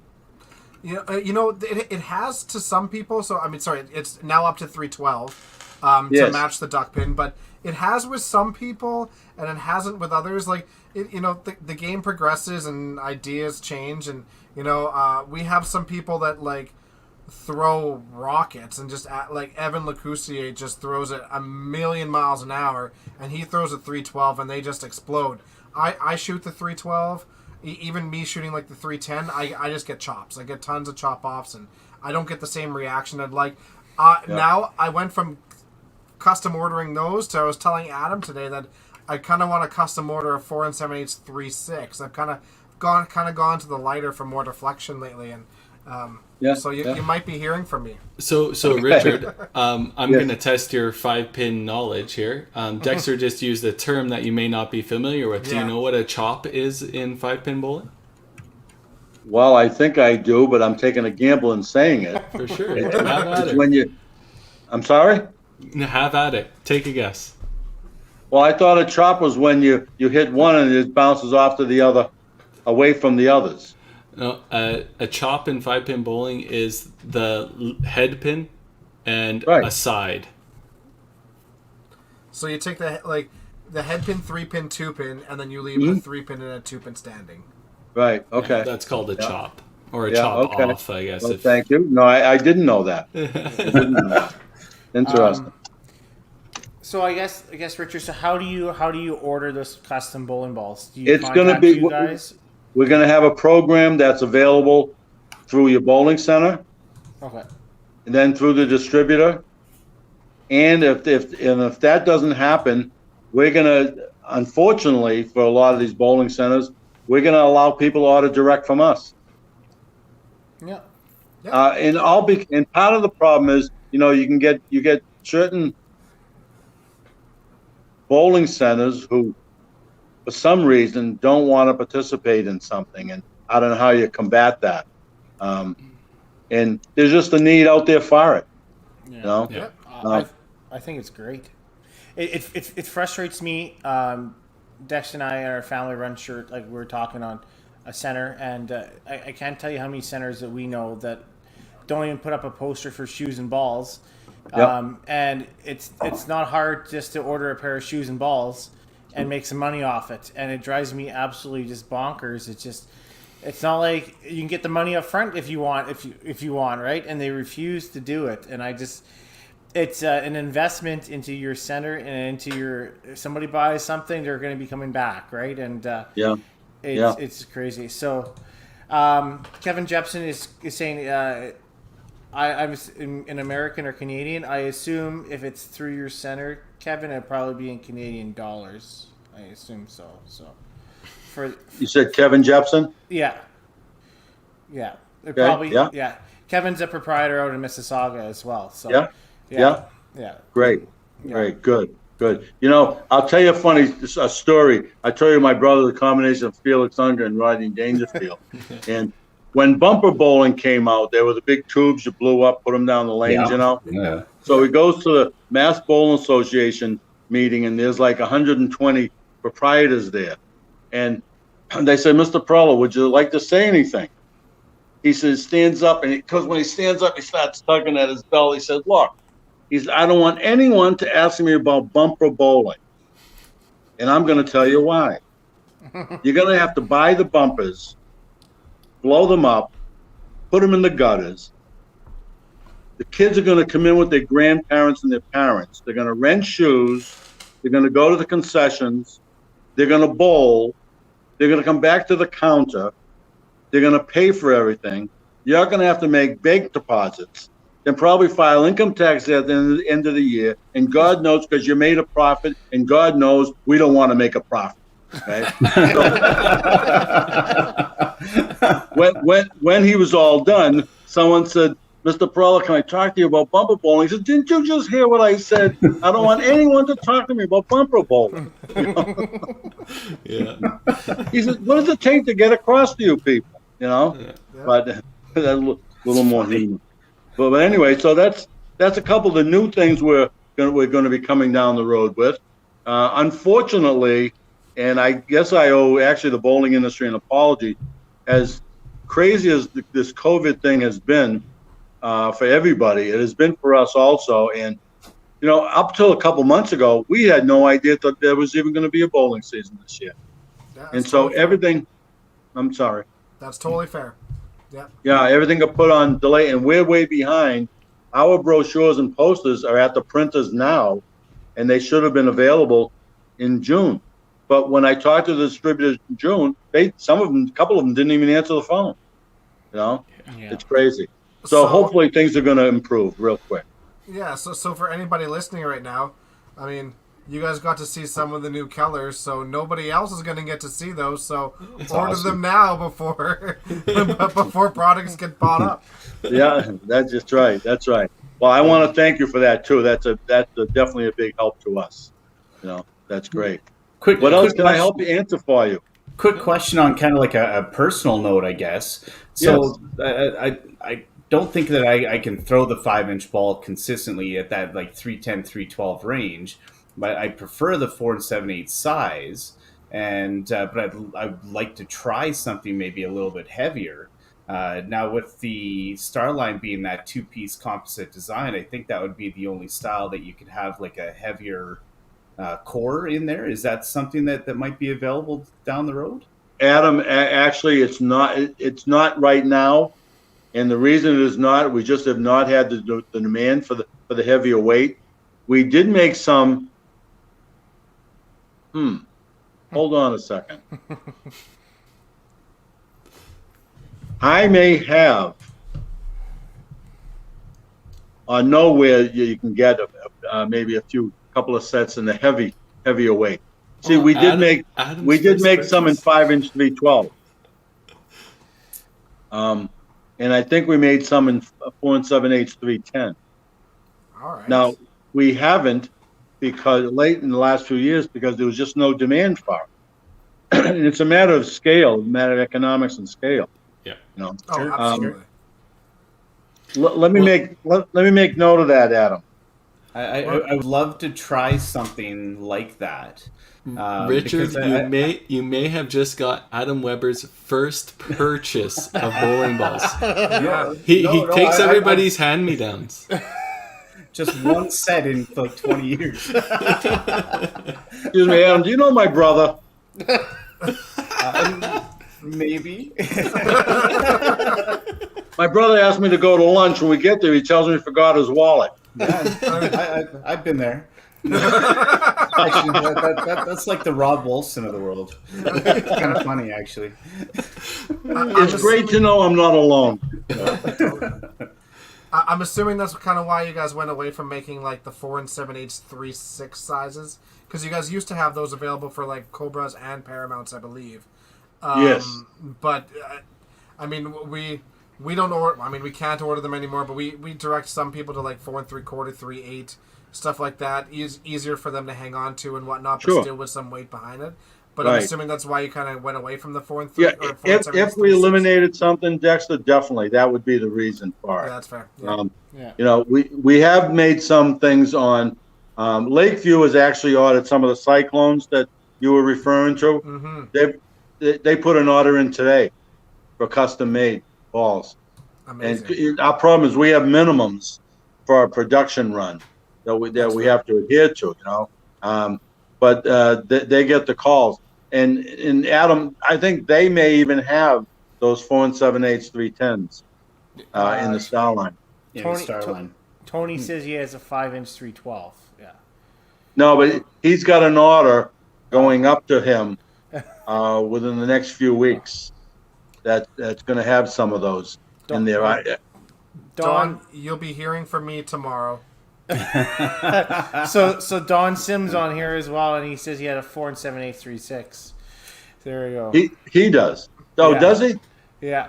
Yeah. Yeah. Are you talking to Don? Say hello to him for me. Don's on right now. He's on right commenting with on us. yeah. Yeah, you can say hi to him right now if you want. Yeah. Hey, Don.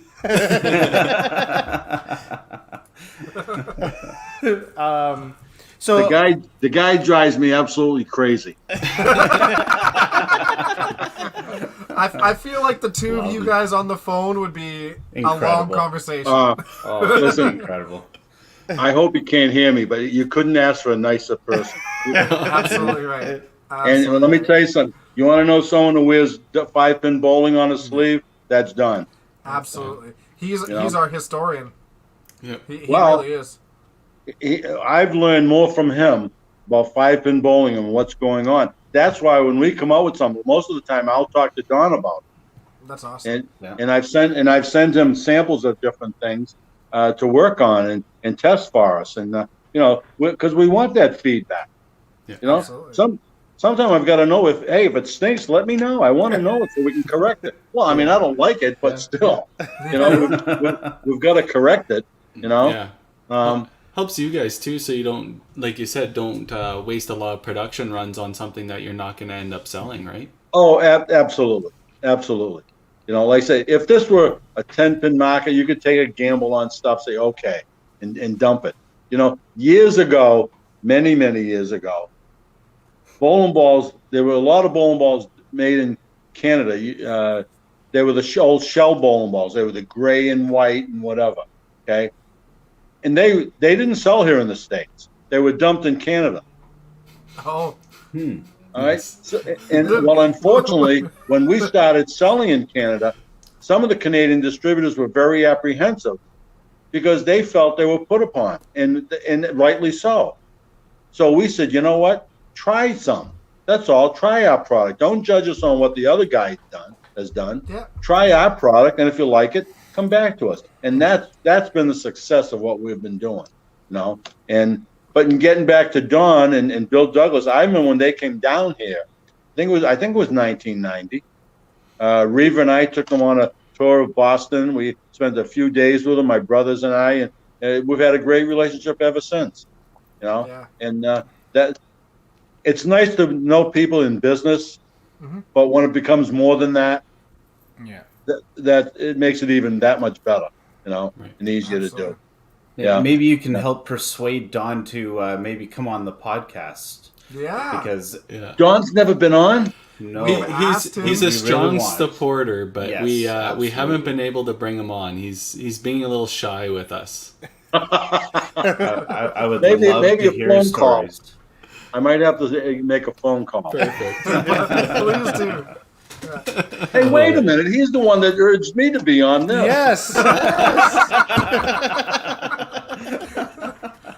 Boy. Sim, you're something else, I'll tell you. That's right. That's right. I don't know. Well, what else can I help you with? I answer for you, I hope. No, you've done really good. What about like a personal level? Were you involved in playing bowling or in different styles? Did compete tournament wise? Adam, no, I don't compete. I'm like a priest. I can tell you exactly how to do it. I just can't do it myself. You know. No, I love bowling. You know, and I participate in all types of bowling: candlepin, duckpin. I've done some 5-pin and whatever. But to be honest with you, sometimes it's like a busman's holiday, you know. And my brother knows every bowling center there is, and because we're twins, when I walk into a bowling center, can you fix my machine? I've got a problem with my pins. Can you check on this and whatever else? You know, I love doing it, but it takes away from your enjoyment sometimes. But I love bowling. No, I'm not a pro. Let me put it that way. It's like my golf game. You know, I play at it. It sounds like you need to go to bowling alleys in a disguise. I'd love to see you go in with like a wig and a mustache and. Yeah. I'm telling you, I've got to get my brother on this podcast. Okay. Yeah. If you talk about someone who knows information about bowling centers, I mean, he's unbelievable. Okay. Drives me crazy, and my brother John absolutely crazy because he looks at his shelves and wants all his shelves stocked. You know, can't understand why they're not stocked when he wants them. But that's just how the nature of the beast is. You know? But he could say the Brooklyn Bridge in a depression. You know? He's a great guy. But anyway, let me see. This has been fantastic for me, I'll tell you. I've enjoyed it. I enjoy meeting the four of you, but talking about all these different things, it's not even a chore to do. Sometimes it is, believe me. You know what? We've been on this podcast for an hour and 50 minutes, and it's gone by in a heartbeat. Yeah. Absolutely. Absolutely. Like I told you on Monday, for years everybody knew the EPCO name. Everybody knew you guys did bowling balls, but nobody had a name to a face. Nobody knew the background of it, and nobody knew you guys' personalities. So for us, it means, I think it's a real huge difference for us, right? To kind of all lump that in together, and for the bowling community, I think it's a really good thing for all of us out here. So well, thank you, and I feel the same way. Yeah. You know, like you and I were talking the other day, Tim. I remember when Bowl Canada, at the time C5 PBA, you know, they used to have their conventions every year, and you got to spend 3 or 4 days and meeting a lot of people and traveling across Canada. I mean, I don't know if you realize how beautiful your country is, but it is. All right. In every place I've been, my father always said, you put a smile on your face and say, no, thank you, and yes, please, and you'll go a long way. And I'll tell you, I'm very happy to say, and I'm not just trying to blow smoke, but every place I've gone, in Canada, all over the world, but in Canada in particular, we've gotten such a great response. And I miss the trade shows. Now they're down to an hour or two. It's not fun anymore. No. And we used to be able to meet people and talk to people, and even if you debated with someone about an issue or whatever, at least you got to do it face to face. And go from there. And but hopefully they will be able to do it again sometime. Yeah, Canada's Bowl Canada's kind of gone the way of having conferences 1 year in Canada, the next year at the same time with the Bowl America conferences. So hopefully maybe one day they'll just move that to Boston because they move it around every once in a while, and then you could show up for free. I wouldn't even mind if even if we couldn't first of all, forget the cost. The fact is, if I go there, what am I going to do? Go in, sit in the room, and listen to someone talk? How do I get to talk to my people? I used to want to spend time. Like, I never had my own booth, but what I'd do is I'd give my booth to one of my other distributors, each year a different one. But I'd spend time in each of my distributors' booths answering questions for their clients and whatever, and demonstrating whatever. That's what I thought was the important thing to do, so that the bowling proprietor saw you, and again, you put a face to it. There's been a lot of changes over the years. A lot of people aren't with us anymore that were big supporters and powerful people in the bowling industry. And that's sad, but that's also reality. But it's great to see you guys coming up. It needs that sort of thing, and go from there. So, Richard, yes, traveling through Canada, what is your? I already know what your least favorite place probably in Canada. That's probably Winnipeg. But what is your most favorite place to go see in Canada? Why would you say that? Just our viewers. Yeah, it's most of our viewers.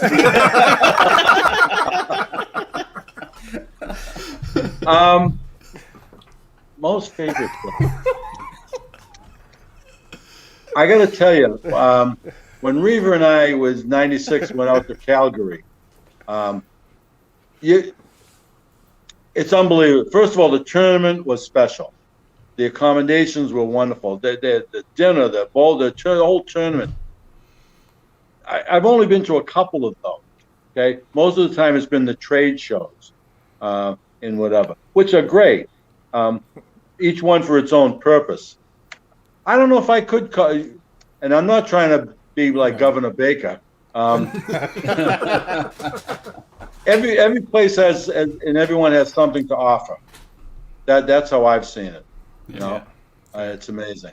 But I have a friend of mine from Ireland, who goes to Ireland. He didn't like going to Ireland. Now my nephew lives in Ireland, but Tommy and Jamie, by the way, her last name was Kennedy, didn't like Ireland. I said, what? You guys ever been to Ireland? No, I would love to go. I don't think I'd remember Ireland, but I'd love to go. It's absolutely beautiful. Well, you're all over the places. They didn't like Ireland because they don't use a lot of ice. Oh, yeah. Gotcha. I said, what?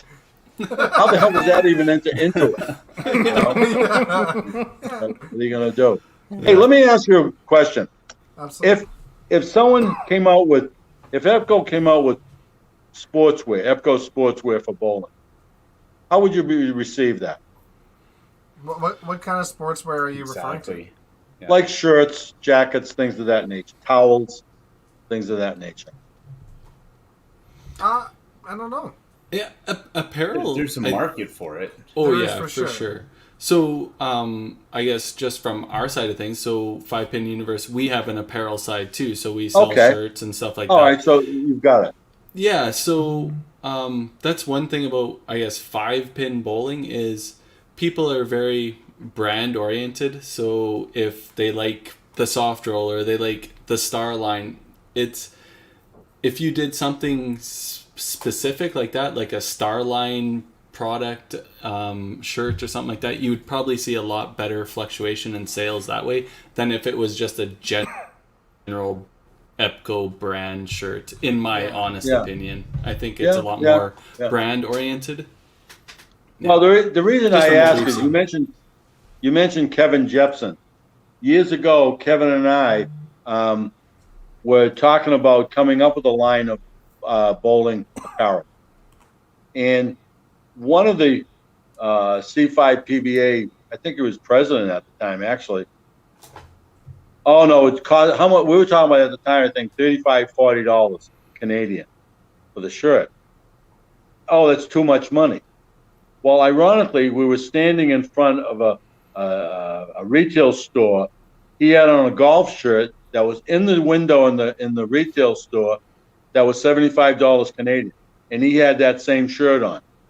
Yep. And I'm saying, you're a proprietor, and you think $35 or $40 is too much for a shirt, but you've got a golf shirt on that's $75, the same one.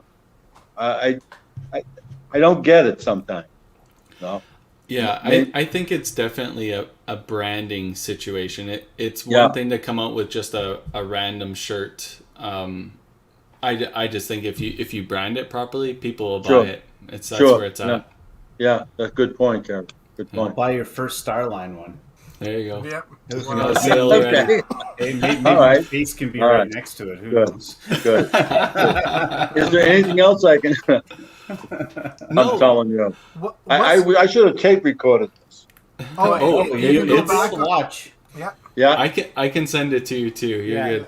All right. Great. You can What go is back the- and watch. Sorry, Dex, and you can maybe read through the comments. There's a lot of people sending you lots of love there, Yes. Richard. So, Really? yeah, some Yeah. people like Don Sim and Sheila Carr from the C5 messaged you Oh. guys.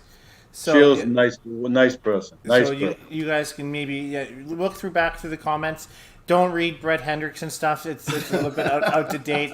But everybody else is like, you read it. I would recommend it. Yeah. Oh, thank you very much. Yeah. Thank you. Anything else I can answer for you? Talk to you about? I just want to know, what is your favorite bowling ball? My favorite bowling ball is the Paramount Okay. because I'm a pretty straight bowler, and I've always that's what I've used from day one, and I just like the Paramount. Yeah, fair But enough. I will say that maybe I'm not as proficient as I should be able to tell the difference in the other. No. You know what? And the nice thing is like, honestly, you've got that part of the industry super cornered. Is like, you know what? At least in our center, we understand the bowling balls pretty well. We understand the shore grade. Sure, D. Hardness. Yeah, we understand the hardness scales. We're able to guide people in the right directions for things. But you know what? For every single bowler that enters into the bowling world and wants a first set of bowling balls, honestly, the answer is always get the Paramounts. They are the most cost effective. They are one of the most straightest running. They're super durable. They work pretty much anywhere. They don't amplify mistakes. That's for a first set of bowling balls, almost always a Paramount. Thanks, Dexter. I think that's a great description of it. How I'd approach it also. Yeah. Good. Good. Okay. For sure. So, Richard, you're more than welcome to stay on afterwards if you still want to talk to us or anything like that. But we are reaching that 2-hour mark, so we're going to kind of wrap this up. So, I'm just going to thank you very much for coming on. I know you're 2 hours ahead here, so it's probably around 11:30 your time. Thanks for sticking it out, even with the technical difficulties, and joining us for this discussion. You know, my doctor, I do some of my doctor visits virtually, and he said, Richard, you've got a smartphone, don't you? I said, yeah, this phone's smart.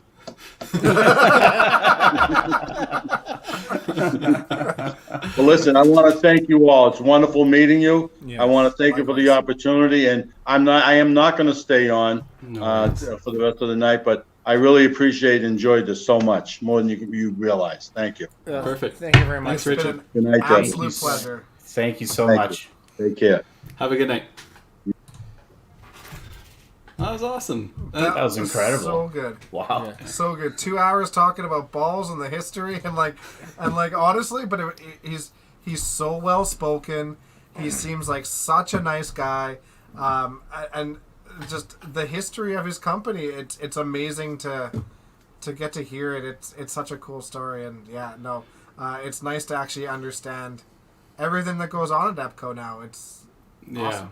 To hear a company that's so involved with our sport specifically, right? Especially since 1990 with personalized bowling balls and stuff like that, to hear his side of things and see where they're coming from, and even addressing some of the frustrations that me and Dexter have discussed in the past about the resale value of products in 5-pin bowling, and to hear their side of it, it makes a lot of sense, right? Quality first, and they definitely do a great product, so...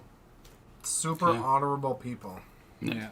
It's nice finally putting like a name to a story, to a face, and just getting the whole background of things. I have such more appreciation to Epco and to the manufacturing portion, and obviously to the Parrella family now. Like it's neat that we can share that, because I think we lack that in the 5-pin bowling community, to be honest with you, right? So it's neat we can finally be able to share something like that. and So, sorry, just so is he the most famous person we've had on podcast yet? Other than Between the Nick 10 Pate. pinners. what about Maybe. Mitch Dupé, Yeah, I was just thinking for industry wise, he's involved in candlepin, duckpin, 100%. 5-pin, all Very, the very all the important small, player. right? Totally. Yeah. It was fun to because you've heard of Parrella, and quite frankly, I didn't know exactly what Epco stood for. So to actually make that correlation to the E Parrella, so I thought that was really cool. But just to see how many markets that company is in, and being able to actually see what they could do as a company, and he's talking about the next generation and all that too. I think that company could go very, very far. So hearing the background of the story, I was intrigued. I finally said more than like 2 words on bowling balls, so I thought that was good. I'm very curious to see how this whole customized bowling ball scenario works. I was actually talking to my mom about it a couple days ago, about some of the innovations with the the vinyl wrapped and things like that, where customization is how everybody can kind of put their own spin on this sport, and we're seeing it with the shirts and things like that, but now to have that as an opportunity with the bowling balls as well. We've continually talked about having to try to market our game in different sort of ways, and you know what? First of all, I'd love to thank Epco for being instrumental in us actually having even personal balls in our game. Like it's crazy. They're synonymous with our game now. But who knows where we would have been if Epco didn't decide to do that. But here we are doing the WCBT, the 5-pin U stuff, and trying to market our game more. And we keep talking about marketing our athletes, our top competitors, and maybe this is the time. I see Richard still sitting in the background listening, so maybe this is the time where they're gonna make custom bowling balls, and there's a number needed for each run. Maybe this is where Adam gets his own custom style star lines, and there's 100 of them made, but these are the Adam Weber star lines. I'd buy 100. No, but I mean, but marketed as at least in Canada for 5-pin, marketed as this is the Adam Weber signature series star lines for people to buy. They'll watch the WCBT and all that stuff, and So I'll make a comparison here, specifically on that, Dexter. So disc golf, the fastest growing sport in the world, that's their manufacturers, like Discmania for Paul Macbeth. When he wins the world, their next run of whatever disc is his favorite is the Paul Macbeth Buzz, or whatever the name of that disc is. Yeah. And the sales go absolutely through the roof for that specific stamped disc, right? And bowling balls are a little more expensive and stuff like that, but I think there's a big market in that for 5-pin. I don't know what size of market 5-pin bowling has for Epco, but maybe that's something that they're interested in, maybe marketing that way. Dexter being number 1 bowler in arguably Canada at the moment. Sorry, Mitch Davies, but maybe if Dexter wins the Autumn Open, maybe there's an Autumn Open run of a bowling ball with Dexter's signature on it or something like that. Tour championship or something. Yeah, exactly. So I hope Richard and company EPCO take a look at what the WCBT and 5-Pin Universe are doing, and you never know, right? Yeah. Our sport has to grow, and like we keep saying, we have to market at the athletes that are in it, and hopefully the manufacturers are able to work with us and help us do that. So you just couldn't put Dexter's photo up on the poster or take half of it, right? So you really would have signature Tim. Oh, okay. Okay. Oh, okay. Misunderstood. All right. Well, it's getting about that time. We should do the draw here. So, go ahead, Adam. No, I am hoping I'm in this week. Well, we'll find out. I never see my picture, even if I am. Hashtag All-Star Draw, 22 How's your entries. ability to spell? Is your ability to spell okay? No, that's like first beer, so yes. should be fine. All right, here we go. No, I don't see Adam's name. Tough. Oh, I was there. saw one, all right. oh, here it is again. You I'm can not stop going to win, complaining. but at least I'm in. Bush. I think Mark won before. Yeah. Congrats. Was that on the 100 or was that one of these? Oh, I it can't might have been the remember. 100, yeah. It could have been the 100, yeah. Yeah. And a Congrats, belated Mark. happy birthday as well. Yeah, I think it was absolutely. yesterday.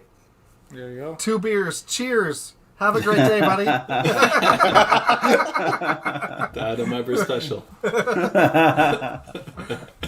Well, I think this was a great podcast. Obviously, having somebody involved in the sport that much, being a manufacturer and stuff like that, I think it's a great discussion. And hopefully, he won the book. There we go. Hopefully that brings maybe Phipps or, well, I know Manhattan's not a thing anymore, but maybe some of the other manufacturers want to get involved and start promoting the sport this way too. Mm-hmm. Yeah. Absolutely. Cool. Awesome. It's awesome. Cool. Hey, maybe I can get a caricature as part of your guys' startup screen. Well, Since you're on enough again, so Yeah. Gee. We should do that. Hey, Probably- nobody even probably said. So where was Daryl, anyways? Vacate. he had obligations. Okay. All right.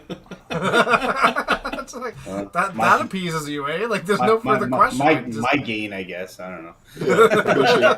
Hey, you missed out on a really good podcast, right? So Yeah, he was a little upset Yeah. about it. Not He gonna was. lie. He really wanted to be on this one, so Yeah. that's no, I get it. Maybe he'll be on the next one when we have another one.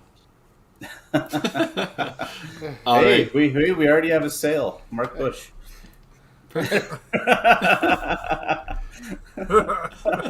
it's guaranteed throw bricks, not strikes. You just don't want his engraving. That's all. Yeah, no doubt. Fair. Anyways, let's end it there. Have a All good right. night, guys. Awesome. Thanks, everybody. Thanks, guys.